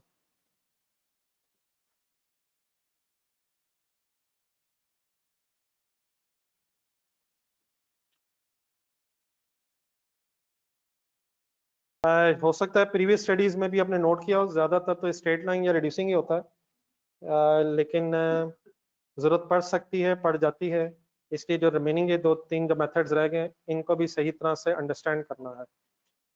ठीक है, पॉसिबल है कि एग्जाम में जरूरत पड़ जाए। तो सम ऑफ, बस ये हेडिंग लिख के आपने रुक जाना है और मेरी पहले बात पूरी सुननी है। कैलकुलेटर यूज करना है जहां जहां मैं वर्किंग के लिए कहूंगा। लिख ली हेडिंग? बस बोर्ड पे देखें जरा। मैं सेम सॉर्ट ऑफ डाटा वही यूज कर रहा हूँ जो मैंने पहले अज्यूम किया था पिछले एग्जांपल्स में। मींस टू से for example useful life 4 years है, कॉस्ट 1 लाख है और रेजिडुअल वैल्यू सपोज 20 है। सम ऑफ डिजिट से बेटा अगर वर्किंग करें तो तरीका ये होता है कि सबसे पहले आपने यूजफुल लाइफ को लिस्ट डाउन कर लेना है। क्या बोला मैंने? यूजफुल लाइफ को लिस्ट डाउन का मतलब अगर 4 साल लाइफ है तो 1 2 3 4 करके मैंने लिस्ट डाउन करना। अगर ये 10 साल लाइफ होती तो 1 2 3 4 5 6 7 8 9 10। तो what is the first step? List down the number of years of useful life. यहाँ तक ठीक है? सेकेंडली फिर क्या करना है? कैलकुलेटर पकड़े, इनका सम करना है। 1 + 2 + 3 + 4, क्या आंसर आया? 10। What is the first step? List down the number of years of useful life. Second step, उनको ऐड करना है। लेकिन फिलहाल तो आपने कैलकुलेटर पे ऐड किया या जुबानी शायद 1 + 2 3 कर लिया हो। अगर ये सपोज 10 साल होते तो फिर शायद थोड़ा सा टाइम एक्स्ट्रा लग सकता था।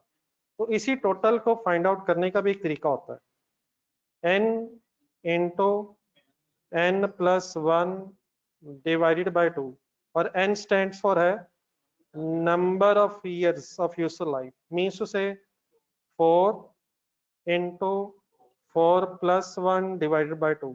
डेफिनेटली अगर ये 4 या 5 साल है तो जरूरत नहीं है इस फार्मूले की, लेकिन अगर लाइफ ज्यादा हो जाए तो फिर टोटल फाइंड आउट करने का प्लीज फार्मूला बताएंगे क्या लिखा मैंने?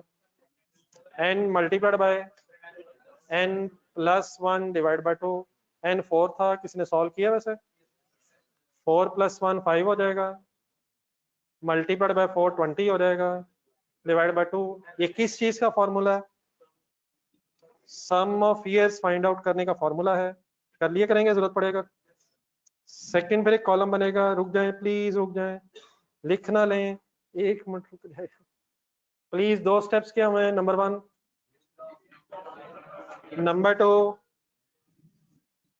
देन ब्रेक नेक्स्ट कॉलम में क्या करना होता है आपने? ये जो ईयर्स लिखे हैं अपने 1 2 3 4, इन्हें पहले अपने रिवर्स ऑर्डर में लिखना है। 4 3 2 1। अगर लाइफ होती 8 साल, 8 7 6 5 4 3 1, लिस्ट जो आपने बनाई थी उसको रिवर्स ऑर्डर में लिखा, और देन फिर इनको आपने सम ऑफ ईयर्स से डिवाइड कर देना है। 4/10, 3/10, 2/10 एंड 1/10। पहला स्टेप क्या है सेकंड कॉलम में? रिवर्स ऑर्डर में लिखें, रिवर्स ऑर्डर में लिस्ट डाउन करें, और फिर सबको डिवाइड बाय टोटल करते हैं। इससे ये होगा कि हर साल की अपनी एक फ्रैक्शन बन जाएगी। पहले साल की फ्रैक्शन क्या है? 4/10। दूसरे साल का फ्रैक्शन क्या है? 2/10 एंड 1/10। यहाँ तक ओके? जब ये फ्रैक्शन बन जाएगी और आपको अपने डेप्रिसिएशन कैलकुलेट करनी है तो तरीका ये है फाइनली कि आप हर साल की फ्रैक्शन को मल्टीप्लाइड बाय डेप्रिशिएबल अमाउंट कर देंगे। हर साल की fraction multiplied by depreciable amount means cost minus, तो कैलकुलेटर पकड़े जरा,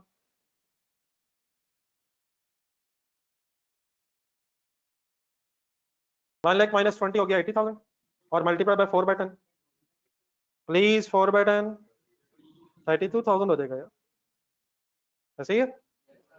सिमिलरली नेक्स्ट ईयर्स में भी डेप्रिशिएबल अमाउंट से आप फ्रैक्शंस मल्टीप्लाई करते जाएंगे।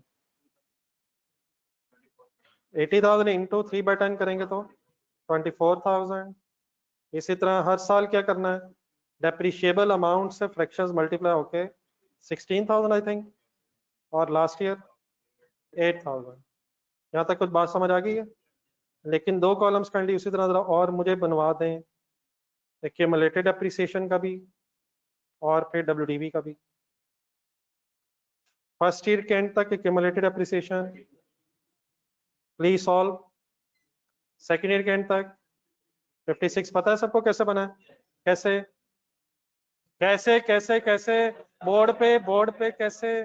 32 + 24, 56 + 16, 72 + 8।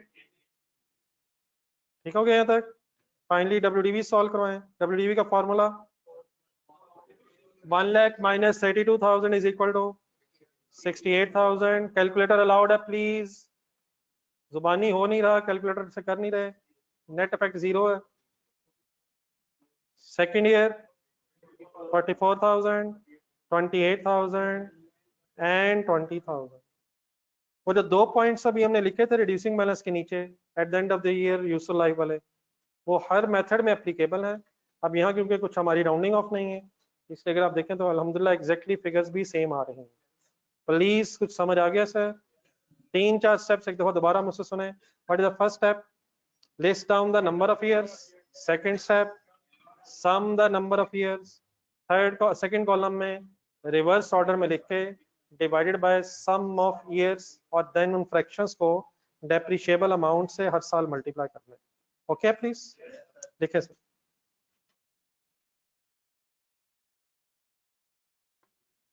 ये बड़ा फर्स्ट 1 to 3 पहले नंबर ऑफ ईयर्स है, जो भी number of years of useful life है उसे अपने फर्स्ट कॉलम में लिस्ट डाउन पहले करना है, फिर इसको टोटल करना है, फिर नेक्स्ट कॉलम में उसको रिवर्स लिख के टोटल से डिवाइड कर देना। तो फर्स्ट कॉलम में मैंने number of years of useful life लिखे, ठीक है प्लीज। कोई भी कंफ्यूजन रह जाए तो प्लीज मुझसे जरूर पूछें, ऐसे साथ वाले को भी शायद अभी एनी कंफ्यूजन हो गया मसला आपका? इशू रिजॉल्व है या भी है? सर बताएंगे तो पता चलेगा ना मुझे यार, इस साइलेंट क्वेश्चन को कैसे समझूं मैं? एक सेकंड, क्लियर है जी? नहीं ये जो मैंने रिवर्स ऑर्डर में जब लिखा था 4 3 2 1 और फिर डिवाइड बाय सम किया था, तो इस तरह करने से हुआ ये कि फर्स्ट ईयर का फ्रैक्शन 4/10 है, सेकेंड ईयर का फ्रैक्शन 3/10 है। ये फ्रैक्शन सॉर्ट ऑफ नहीं बन रही है, 4/10, 3/10, इसे फ्रैक्शन बोल रहा हूँ,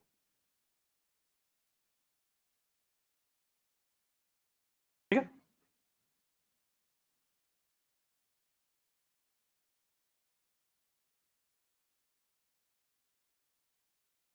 जी ऑनलाइन स्टूडेंट्स, आपका इशू रिजॉल्व है?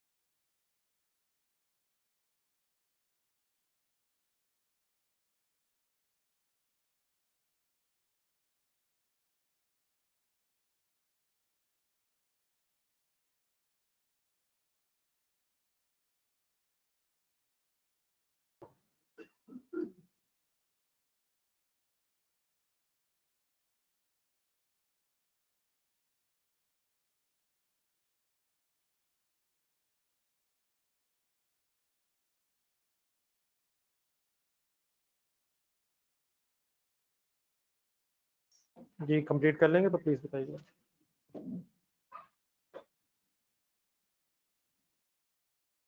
Any confusion anywhere?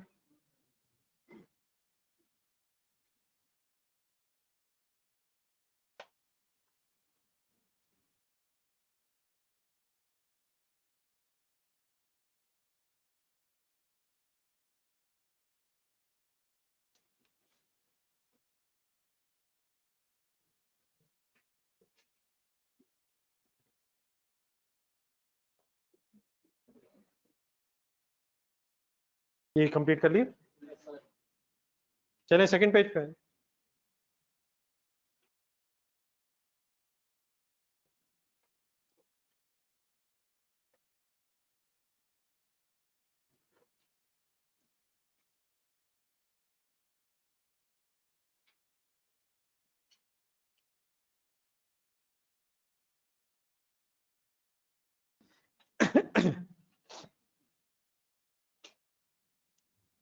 ये कौन से 3 मेथड्स डिस्कस हो गए हैं?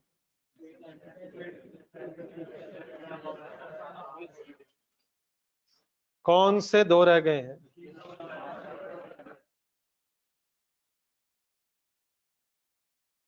मशीन और मेथड और नंबर 5। ये बेटा मशीनों के लिए, फैक्ट्रीज में मशीन्स के लिए समटाइम्स ये मशीन आवर मेथड या प्रोडक्शन यूनिट्स मेथड भी यूज कर लिया जाता है। इस वक्त हम जो मेथड्स पढ़ रहे हैं ये सिर्फ मेथड्स की वर्किंग कैसे होती है, मेथड्स में डेप्रिसिएशन की वर्किंग कैसे होती है ये डिस्कस हो रहा है। फिर कौन सा मेथड किस वक्त यूज होना है वो इंशाल्लाह फिर क्वेश्चंस में हम डिस्कस करेंगे। तो मीनवाइल सिर्फ ये डिस्कस हो रहा है इस वक्त कि किस मेथड की एप्लीकेशन कैसे होती है। फिर एग्जाम में कौन सा मेथड डिस्कस करना है, अगर तो एग्जामिनर बता देगा फिर अकॉर्डिंगली करेंगे, वरना अगर एग्जामिनर नहीं बताएगा फिर क्या करना है वो इंशाल्लाह फिर क्वेश्चंस में डिस्कस करेंगे। तो इस वक्त मेथड्स में वर्किंग कैसे होनी है आई होप कि आप समझ रहे हैं कि हम उसकी बहस कर रहे हैं। तो समटाइम मशीन्स को डेप्रिशिएट करने के लिए मशीन आवर मेथड भी और कभी कभी यूनिट्स मेथड भी यूज किया जा सकता है। आइए पहले जरा मशीन आवर मेथड को मेरे साथ अंडरस्टैंड करें। मशीन आवर मेथड में लिखा हुआ है आपके पास, वही पढ़ो। एक रेट पर मशीन आवर कैलकुलेट होता है और इसका एक फार्मूला लिखा हुआ है सामने, cost minus divide by effective total working hours. अब मेरी जरा बात गौर से सुननी है, पहले फिगर्स भी साथ देखें। लेट्स अज्यूम एक मशीनरी की कॉस्ट 80 लाख रुपीस है और उसकी रेजिडुअल वैल्यू सपोज एक्सपेक्टेड है कि 10 लाख होगी। 80 लाख रुपीस सपोज कॉस्ट है और 10 लाख रुपीस एक्सपेक्टेड है रेजिडुअल वैल्यू है। स्ट्रेट लाइन मेथड का एक मिनट फॉर्मूला जेन में लगा रहा, वो भी इसी तरह ही है, कॉस्ट माइनस, लेकिन वहां डिवाइड बाय क्या होता है, नहीं वहां यूजफुल लाइफ ईयर्स में होती है।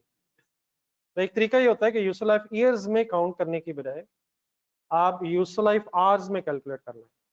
मतलब इंस्टेड के आप देखें कि एसेट कितने साल यूज होगा, आप ये देख लें कि ये मशीन कितने घंटे चलेगी, मशीन अपनी लाइफ में टोटल कितने घंटे चलेगी।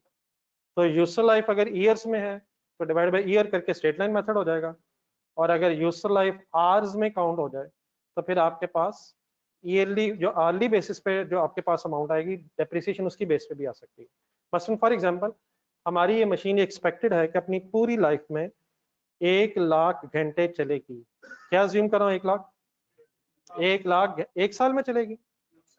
जितना भी ऐसे इस मशीन ने चलना है ये हमारी एक्सपेक्टेशन है कि सपोज 1 लाख मशीन आवर्स इस्तेमाल होंगे। एक मिनट कैलकुलेटर पकड़ना मेरा।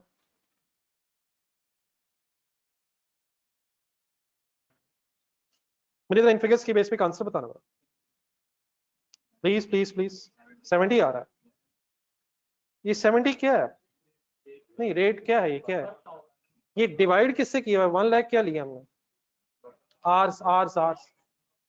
अगर आर्स की जगह ईयर्स लिखे होते तो आप क्या कहते, ये आंसर पर ईयर आया है, लेकिन अब आंसर पर ईयर नहीं है, ये पर आर है। पर आर का मतलब ये है कि हमारी कैलकुलेशन ये कहती है कि जब हमारी मशीन 1 घंटा चलेगी तो वो 70 रुपीज डेप्रिशिएट हो जाए। बात क्लियर है मेरी।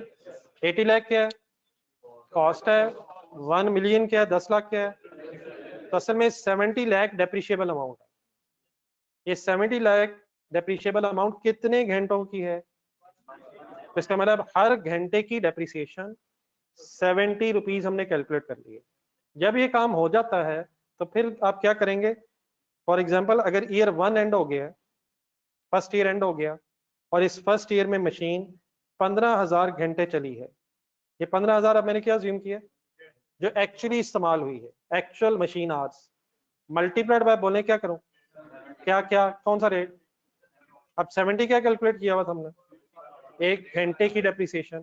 तो अगर 15,000 आवर्स सपोज हमारी मशीन चली है किसी एक साल में, तो मल्टीप्लाइड बाय 70, आंसर बताएं। 150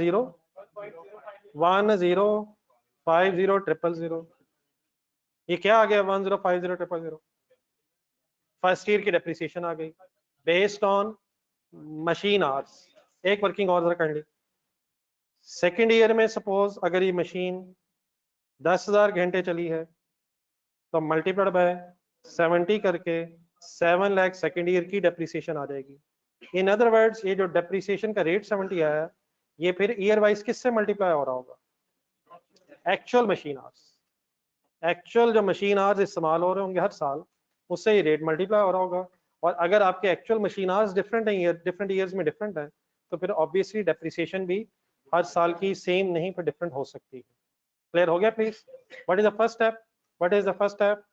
रेट पर आर कैलकुलेट करें और देन हर साल फिर क्या करें, actual machine hours multiplied by rate करके डेप्रिसिएशन की वर्किंग की जा सकती है। ये नोट कर लो, ये एक्चुअल मशीन आवर्स नहीं, एक्सपेक्टेड नहीं, एक्चुअल मशीन आवर्स। ये नीचे लिखा है depreciation for the year, rate को मल्टीप्लाई करना है actual hours used during the period, जितने एक्चुअली इस्तेमाल हो गए हैं। 1 लाख क्या था, हमारी एक्सपेक्टेशन थी कितने इस्तेमाल होंगे, लेकिन फिर वो जो रेट आएगा उसने हर साल बाद तो पता चल ही जाएगा ना मशीन कितने कितने घंटे इस्तेमाल हुई है। तो जितने दिन आज मशीन इस्तेमाल हो गई है मल्टीप्लाइड बाय रेट, आपके पास ईयर वाइज डेप्रिसिएशन आ गई।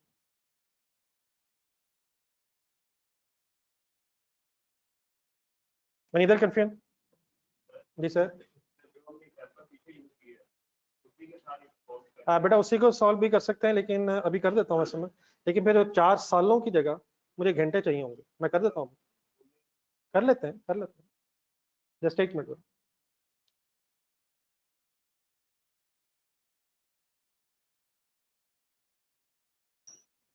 यूजफुल लाइफ ईयर्स में भी आ जाती है, आवर्स में भी आ सकती है, और अभी आगे मैं डिस्कस करता हूँ नेक्स्ट मेथड में, ये यूनिट्स में भी आ सकती है। कि आप ये भी अंदाजा लगा सकते हैं कि ये मशीन अपनी टोटल लाइफ में कितने यूनिट्स बनाएगी, कितने आवर्स इस्तेमाल होगी, या कितने साल चलेगी। तो यूजफुल लाइफ ईयर्स के साथ साथ आवर्स या यूनिट्स में भी मल्टीप्लाई हो सकती है।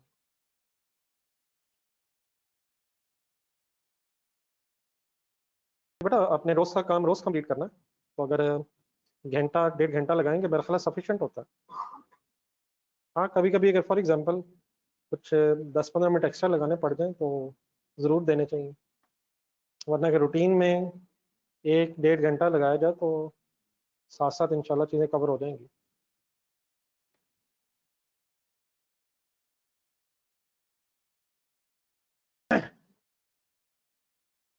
Any confusion in this working? Yes sir का मतलब है कोई इशू? ये बेटा आप कुछ वर्किंग करवाना चाह रहे थे, लिख ली? पहले कर लें कंप्लीट, ये कर लिए? ये करवाएं, कैसे करवाना चाह रहे हैं? 1 लाख माइनस 20, ये कह रहे हैं ना? अब जो डिवाइडेड बाय है ना, अगर आप मशीन और मेथड से करें तो फिर आप डिवाइड बाय ईयर नहीं होगा। अब यहाँ फिर हमें कुछ नई चीज अज्यूम करनी पड़ेगी। Straight line method, reducing balance method, sum of digits method में तो ईयर्स में काम होता है, एन जो है वहाँ ईयर्स है, लेकिन मशीन और मेथड में जो एन है वो नंबर ऑफ ईयर्स नहीं है, वो नंबर ऑफ मशीन आर है। नहीं बेटा ईयर्स को आवर में भी नहीं कन्वर्ट करना। ये 1 मिनट सुनिएगा जी प्लीज, ये भी बात नहीं हो रही है, 1 सेकेंड रुक जाए जहां भी है। अब ये भी बेटा जरूरी नहीं है कि मशीन 24 घंटे चले।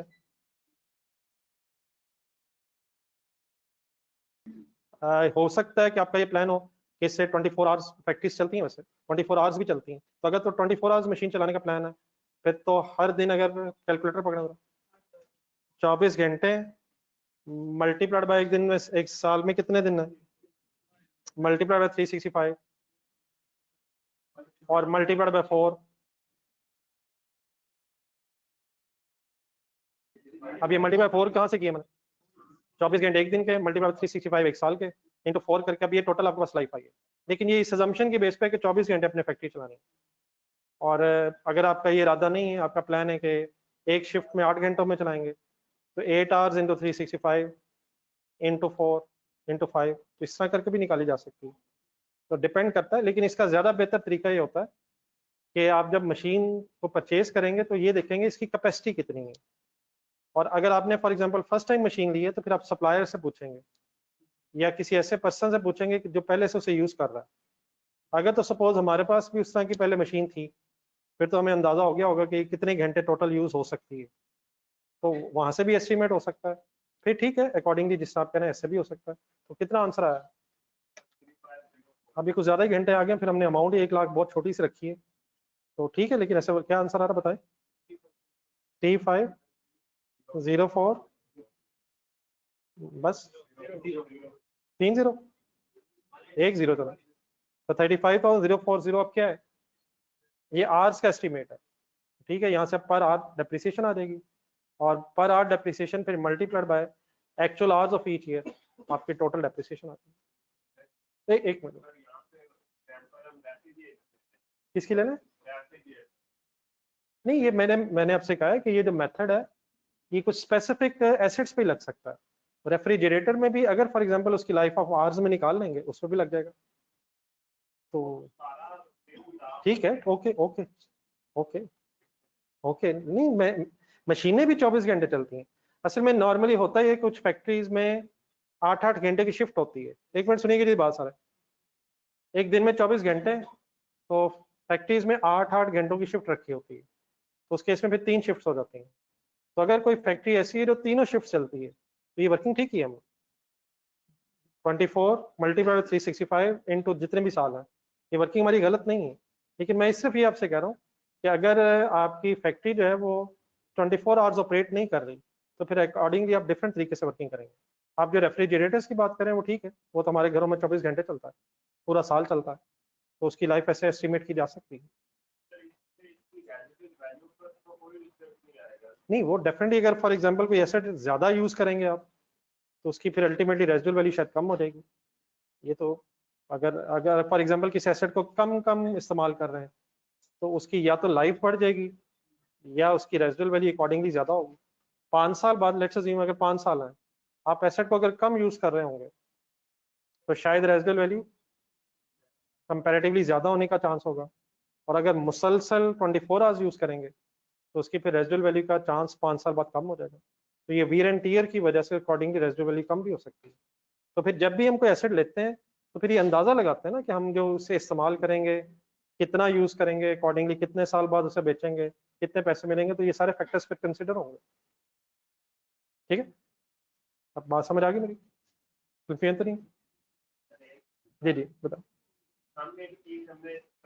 एक सेकंड क्वेश्चन सुनने दें सर। सर सर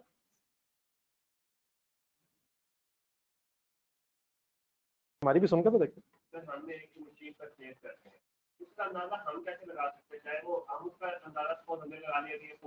नहीं, हम कैसे लगा सकते हैं, मतलब हम कौन है? नहीं, हमने नहीं लगाना। नहीं, अच्छा किया मैंने कंफर्म कर लिया। हमने बेटा वर्किंग करनी है, हमें तो मशीन देख के पता भी नहीं चलना इस मशीन ने करना क्या है। अल्हम्दुलिल्लाह ना हम कोई इंजीनियर बन रहे हैं, ना कोई हम प्रोडक्शन के एक्सपर्ट हैं। हम हम का मतलब ये है कि हमारी कंपनी है, मशीन जब खरीदी जाएगी तो कोई प्रोडक्शन डिपार्टमेंट में जाएगी, इंशाल्लाह हम अकाउंटेंट्स ने वहां पहुंच जाना है और प्रोडक्शन मैनेजर के साथ बैठ जाना है, उससे ही एस्टिमेट्स लेने हैं। और जब वो एस्टिमेट हमें देगा हम कहेंगे कि हमारी कंपनी के एस्टिमेट्स हैं, हम अकॉर्डिंगली वर्किंग कर लेंगे। तो ये हमें नहीं पता, हम टेक्निकल लोग नहीं हैं प्रोडक्शन के हवाले से, हम अकाउंटिंग के हवाले से। वो जो हमें एस्टिमेट्स दे देंगे हम उसकी बेस पे वर्किंग करेंगे। ठीक है जी, आप कुछ पूछो।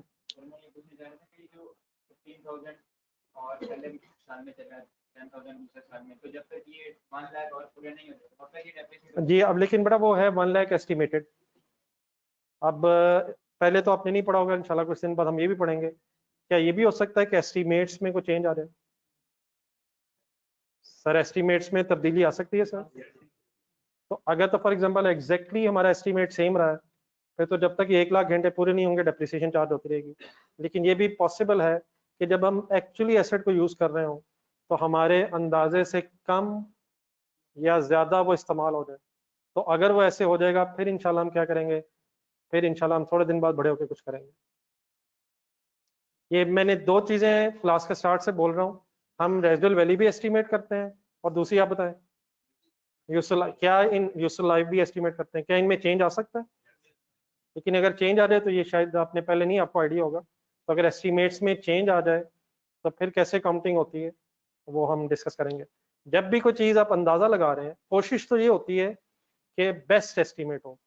हम टेक्निकल लोगों के पास भी जाएंगे, हिस्टोरिकल एविडेंस भी देखेंगे पिछले सालों में मशीन कितना यूज़ होती रही है। लेकिन इवन देन जब भी कोई चीज़ एस्टिमेट करते हैं ज़रूरी नहीं कि वो एस्टिमेट फ्यूचर में जाके एग्जैक्टली वैसे ही हो जाए। तो अगर फ्यूचर में जाके पता चले कि हमारा एस्टिमेट सही नहीं था तो फिर डेफिनेटली करेक्शन होनी चाहिए, लेकिन करेक्शन का तरीका इंशाल्लाह फिर डिस्कस करेंगे। जी एनी अदर कंफ्यूजन फाइनली? पहले वाइंड अप कर लें जी, लास्ट मेथड है। आप बताएं जी लास्ट क्या है? अच्छा ये तकरीबन मिलता जुलता है, जरा आप ही देख के बताएं इसमें क्या चेंज है। इसमें रेट पर यूनिट आएगा, फार्मूला बोले क्या है। मैं फिगर जरा रिवाइज करके अज्यूम कर रहा हूँ। सपोज कॉस्ट 45 लाख है, रेजिडुअल वैल्यू सपोज 5 लाख है, बेस में बताएं क्या लिखा हुआ। मेथड नंबर 4 और 5 में डिफरेंस देख के बताएं क्या है। 4 में यूजफुल लाइफ आवर्स में थी, यहाँ यूजफुल लाइफ अब यूनिट्स में है। तो लेट्स अज्यूम हमारा ये अंदाजा है कि हमारी ये मशीन अपनी पूरी लाइफ में, कैलकुलेटर पकड़ें, 20,000 यूनिट्स बनाएगी। 200 पर बताएं क्या,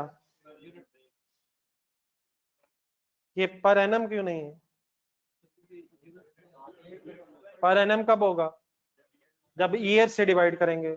पर आर कब होगा, जब आर से डिवाइड करेंगे। और पर यूनिट क्यों होगा, उनके यूनिट से डिवाइड कर रहे हैं। तो what is the meaning of 200 per unit. Meaning जब एक यूनिट बन जाएगा तो हमारा एसेट 200 रुपये डेप्रिशिएट हो जाएगा। और अगर फर्ज करें पहले साल 5,000 यूनिट्स बन गए हैं, कैसे वर्किंग करूं। 5,000 multiplied by 200 is equal to 1,00,000 रुपए, शायद 10 लाख, सॉरी 10 लाख क्या बना, 5,000 क्या अज्यूम किया मैंने, 200 क्या है, तो 10 लाख क्या आया, डेप्रिसिएशन ऑफ फर्स्ट ईयर।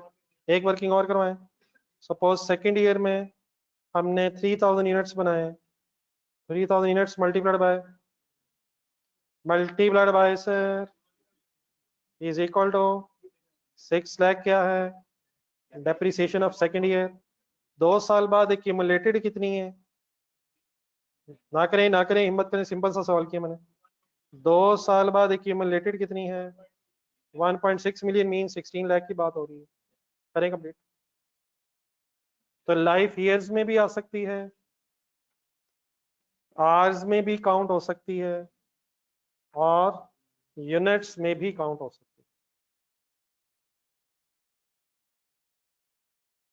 है। ठीक है बेटा ऑनलाइन स्टूडेंट्स।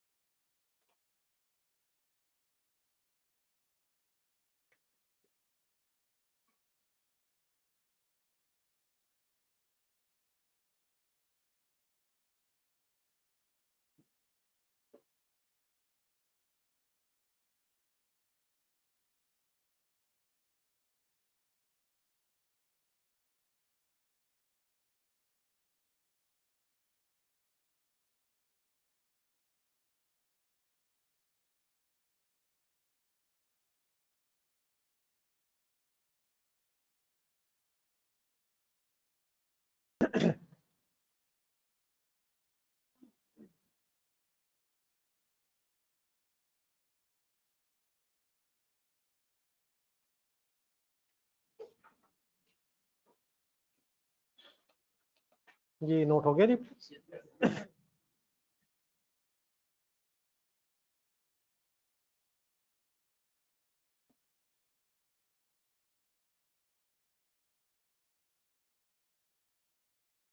ये बड़ा सब कुछ डिस्कस होगा साथ साथ, बस आप काइंडली साथ चलें, सब आप को पता चलेगा कैसे रिवाइज करना है, किस तरह करना है।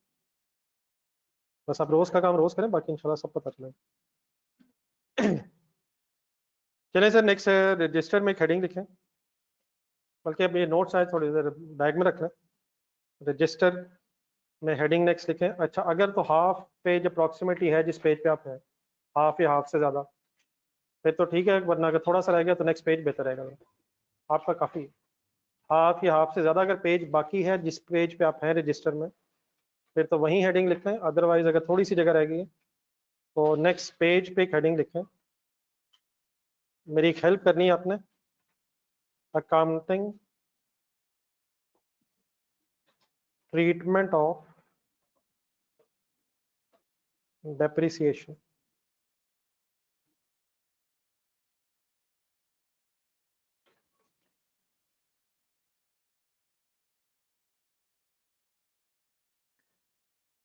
हेडिंग लिखें काउंटिंग ट्रीटमेंट ऑफ डेप्रिसिएशन।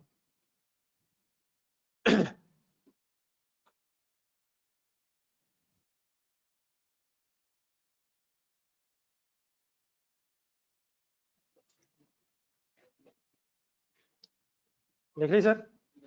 मेरी बेटा इस हेडिंग का मीनिंग ये है कि डेप्रिसिएशन तो हम किसी भी मेथड से फाइंड आउट कर सकते हैं। ये सेंटेंस ठीक है मेरा? Depending upon the situation straight line से भी कर सकते हैं, रिड्यूसिंग से भी, सम ऑफ डिजिट से भी, मशीन आवर से भी, यूनिट्स मेथड से भी। जो अमाउंट आएगी किसी भी मेथड से, जो अमाउंट आएगी डेप्रिसिएशन की, उस डेप्रिसिएशन का हम अपने अकाउंटिंग रिकॉर्ड्स में क्या करेंगे, या इस तरह से कह लें कि हम उसकी क्या अकाउंटिंग एंट्री करेंगे। मेरी सेडिंग का मतलब ये है कि हम अब ये डिस्कस करने लगे कि जब डेप्रिसिएशन की अमाउंट आ जाएगी तो फिर उसकी अकाउंटिंग एंट्री क्या होती है। तो क्या आप लोगों को उसकी अकाउंटिंग एंट्री आती है? किसकी अकाउंटिंग एंट्री पूछ रहा हूँ? तो डेप्रिसिएशन की अकाउंटिंग एंट्री जरा मुझे सुना दें।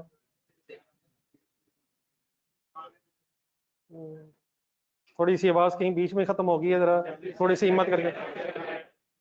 डेप्रिसिएशन डेबिट और नहीं, मैं जरा प्लीज जरा सुनना चाह रहा हूँ कि आपको कौन सी एंट्री आती है। Depreciation debit, accumulated depreciation credit, सुनी हुई सबने? लेकिन एक शायद आपने ऑल्टरनेट एंट्री भी सुनी हो, डेप्रिसिएशन डेबिट एसेट क्रेडिट, या मैंने ही सुना दी है मशीनरी क्रेडिट। असल में depreciation, concentration sir, concentration please. Depreciation debit से क्या समझ आता है, क्या मतलब? एक्सपेंस रिकॉर्ड हो रहा है। तो क्या डेप्रिसिएशन डेबिट होने से एसेट कम नहीं हो रहा?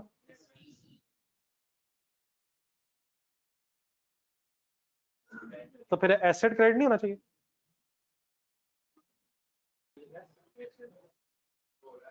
तो क्या एंट्री होती है, दोबारा बताएं जरा डेप्रिसिएशन की। डेप्रिसिएशन डेबिट, सही बता रहे हैं, टेंशन ना लीजिए, बिल्कुल सही कह रहे हैं, मैं जरा अलग-अलग करके आपको सही याद करवा रहा हूँ। एक्यूमुलेटेड डेप्रिसिएशन क्रेडिट नॉर्मली आप यही एंट्री करते हैं। एक्यूमुलेटेड डेप्रिसिएशन का मतलब होता है कि ये वो अमाउंट है जिसने एसेट में से लेस होना। एक सेकेंड जरा WDV का फॉर्मूला सुनाए मुझे। कॉस्ट माइनस, तो एक्यूमुलेटेड डेप्रिसिएशन जितनी बढ़ती जाएगी उतनी ही एसेट की अमाउंट कम होती जाएगी। तो असल में डेप्रिसिएशन रिकॉर्ड करने के दो तरीके हैं, या डेप्रिसिएशन की एंट्री करने के दो तरीके हैं। एक ये है कि डेप्रिसिएशन डेबिट करके उसका सेकंड इफेक्ट सीधा एसेट के लेजर में क्रेडिट कर दें, या डेप्रिसिएशन डेबिट करके उसका सेकंड इफेक्ट एसेट के लेजर में क्रेडिट करने की बजाय एक अलहदा एक्यूमुलेटेड डेप्रिसिएशन का लेजर ओपन कर लें। लेकिन एक्यूमुलेटेड डेप्रिसिएशन के लेजर के बैलेंस ने एसेट में से ही नेट ऑफ होना होता है, इसलिए दोनों एंट्रीज का नेट इफेक्ट सेम है। लेकिन जिस तरह से गुस्से से आपने मुझे मुसलसल 1-2 मिनट घूरा है, हम जरा कुछ लिख के रिवाइज करते हैं। पेज के सेंटर में जहां हेडिंग लिखी थी एक लाइन लगाएं, लेकिन इस लाइन लगाने से मुझे एक और खदशा महसूस हुआ है, मैं कोई लेजर नहीं बना रहा, तो सिर्फ पेज का एक लेफ्ट और राइट साइड मैंने कर ली है। बल्कि एक मिनट जरा रुक जाए, मैं चाहता क्यों, मैं जरा बता दूं, जस्ट अ मिनट। और फुल कंसंट्रेशन इस वक्त घड़ी की तरफ जहन ना जाए आपका, इंशाल्लाह उतना ही टाइम लूंगा आपका जितना हमारे पास अवेलेबल है। जब भी कभी एक्स्ट्रा टाइम चाहिए होगा तो पहले बताऊंगा, तो क्योंकि आज मैंने पहले नहीं बताया हुआ तो इसी टेंशन नहीं लेनी। खास तौर पे हमारे जो आखिरी 10-15 मिनट होते हैं उसमें अपने मुसलसल अपने आप को जरा जमा के बैठाना। जी हम डिस्कस क्या करने लगे, मेरी हेडिंग का आसान वर्ड्स में मीनिंग बताएं। मैं एंट्री की बात करने लगा, मैं डेप्रिसिएशन की एंट्री की बात कर रहा हूँ। तो असल में दो सिचुएशंस होती हैं। इफ देयर इज, मत लिखें, ठहर जाए, पेशेंस दिखाएं। If there is no separate ledger of accumulated depreciation, अगर accumulated depreciation का सेपरेट लेजर नहीं बनाया जा रहा, तो डबल एंट्री ऑफ डेप्रिसिएशन होगी। Help me, depreciation debit, asset credit. अब एसेट में लिख रहा हूँ, डेफिनेटली मशीन है तो मशीन है, व्हीकल है तो व्हीकल है, जो भी एसेट है। ये अब मेरे लिखने से कुछ याद आया नहीं, सीरियसली मैं अभी डेफिनेटली एग्जांपल की तरफ भी जाऊंगा, लेकिन मेरे लिखने से कुछ याद आया है। डेफिनेटली हमें ना पता हो एग्जाम में कि एक्यूमुलेटेड डेप्रिसिएशन का सेपरेट लेजर बन रहा है या नहीं बन रहा, तो आप बिल्कुल सही बोल रहे थे, बाय डिफॉल्ट वो बन रहा होता है। तो by default what is the double entry? लेकिन अगर एक्यूमुलेटेड डेप्रिसिएशन का लेजर अलग नहीं है तो फिर डेप्रिसिएशन डेबिट एसेट क्रेडिट हो जाएगा। इस केस में इस एंट्री का जो डेप्रिसिएशन का फैक्ट है, क्या वो एसेट के लेजर में जाएगा? सर लेजर में जाएगा सर। एसेट के लेजर में किससे फिगर जाएगी? क्रेडिट साइड पे। किस रेफरेंस से जाएगी प्लीज? सर वही काउंटिंग है सर, इंशाल्लाह वही है। ये एक सेकंड राइट साइड पे देखें। लेकिन अगर क्वेश्चन से पता चल जाए तो if there is separate laser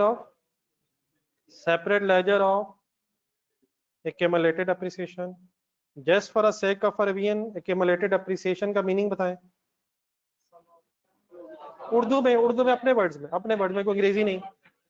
जो डेप्रिसिएशन चार्ज हो गई है, तो अगर सेपरेट लेजर बन रहा हो एक्यूमुलेटेड एप्रिसिएशन का, तो एंट्री क्या होगी फिर? डेप्रिसिएशन डेबिट तो एक्सपेंस के तौर पे है। Second effect accumulated. अब एक्यूमुलेटेड डेप्रिसिएशन क्रेडिट होने का मतलब एक्यूमुलेटेड डेप्रिसिएशन बढ़ रही है,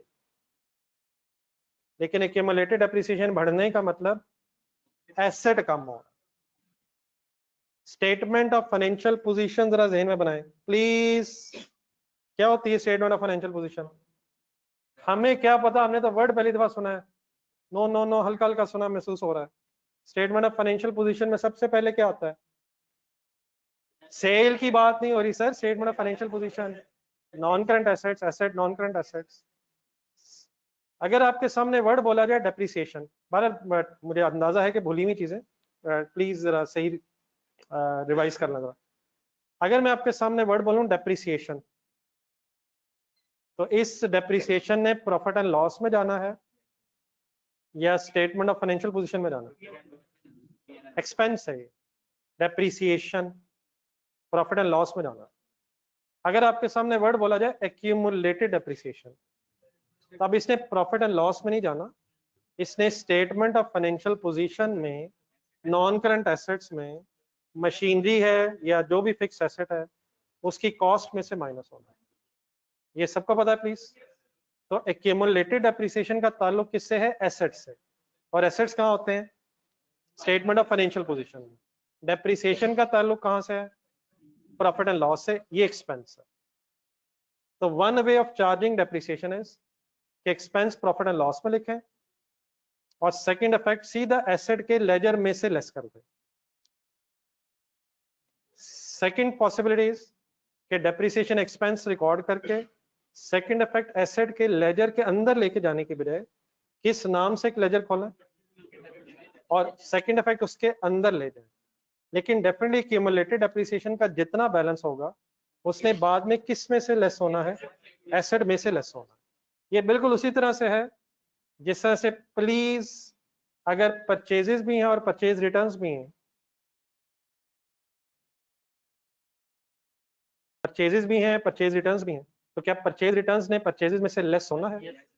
परचेजेस डेबिट होती है, क्रेडिट हिम्मत करते जो जाए जरा।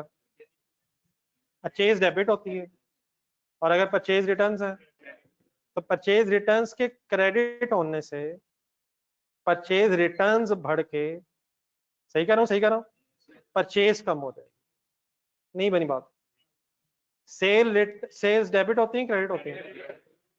सेल्स क्रेडिट होती हैं, और सेल रिटर्न डेबिट होके बढ़ेगी, और सेल रिटर्न डेबिट होके बढ़ेगी या कम होगी?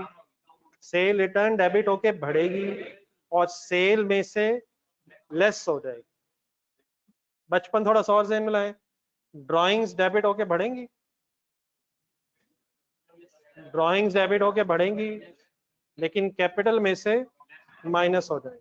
तो जिससे परचेज रिटर्न्स का ताल्लुक परचेज से है, आगे बोलें, सेल रिटर्न्स का सेल से है, ड्राइंग्स का कैपिटल से है, उसी तरह एक्यूमुलेटेड डेप्रिसिएशन का ताल्लुक एक्यूमुलेटेड डेप्रिसिएशन के बढ़ने से एसेट कम होगा। वन वे कि उसी के लेजर के एसेट के लेजर के अंदर जाके कम कर दें, अनदर वे अलहदा लेजर बना लें, लेकिन उस अलहदा लेजर का बैलेंस जो है वो एसेट में से ही नेट होना है। कल इंशाल्लाह मैं इसके कुछ लेजर्स बना के भी आपको याद कराऊंगा, लेकिन कुछ याद आ गया है? क्या याद आ गया जो मैं चाहता हूँ मेरा मुझसे सुनना जरा। डेप्रिसिएशन को दो तरह से रिकॉर्ड किया जा सकता है, जो मैंने आपके सामने लिखा है, कोई नहीं लिख के जाइएगा, एक मिनट ठहरे बस। दोनों एंट्रीज हो सकती हैं।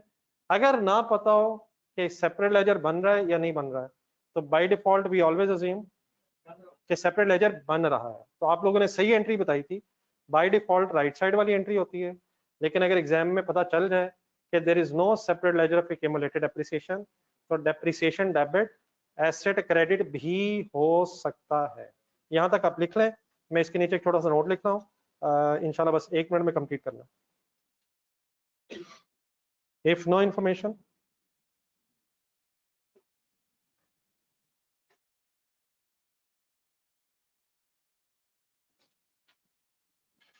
then always assume separate ledger of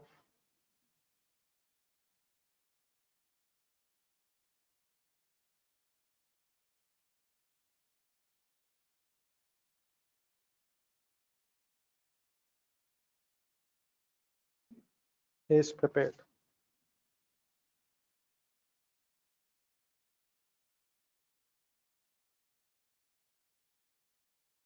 ऐसा कर लीजिए, जरा कंप्लीट कर लीजिएगा पहले पर एक लाइन लगा के लिख लें, बाद में नीचे एक नोट भी लिख लें।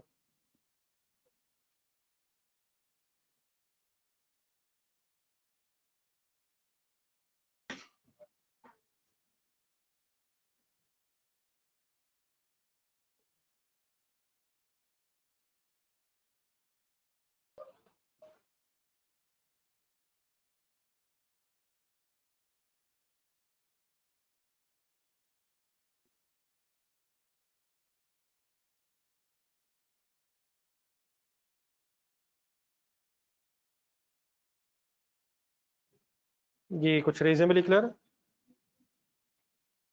रीजनेबली क्लियर है सर, तो कंफ्यूजन लेके तो नहीं जा रहे। बाकी इंशाल्लाह इसकी कल वर्किंग करते हैं, लेजर्स बना के। कोई खास बात तो आज भी नहीं हो सकी है, लेकिन जो भी हो सका है क्लियर हो गया। एक नज़र रिवाइज करके आएगा, इंशाल्लाह कल डिस्कशन दोबारा यहीं से शुरू करेंगे।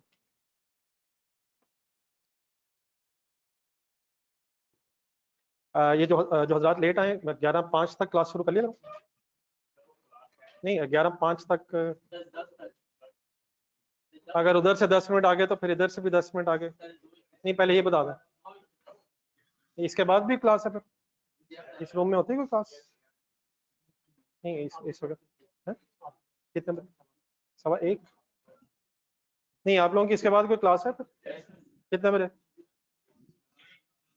फौरन का मतलब 2 बजे? चले फिर 5 मिनट तो मुझे भी एक्स्ट्रा देना है यार, ये तो कोई बात नहीं। नहीं मैं ले लूंगा इंशाल्लाह, मैंने बात वैसे बात की, थोड़ा जहन बना रहा। इंशाल्लाह कल मुलाकात होगी सर। ये बड़ा भी कुछ खास नहीं हम पढ़ सके, मेरा ख्याल है इंशाल्लाह कोशिश करते हैं कि कल कुछ ऐसी चीज़ हो जाए कि होमवर्क भी स्टार्ट हो जाए।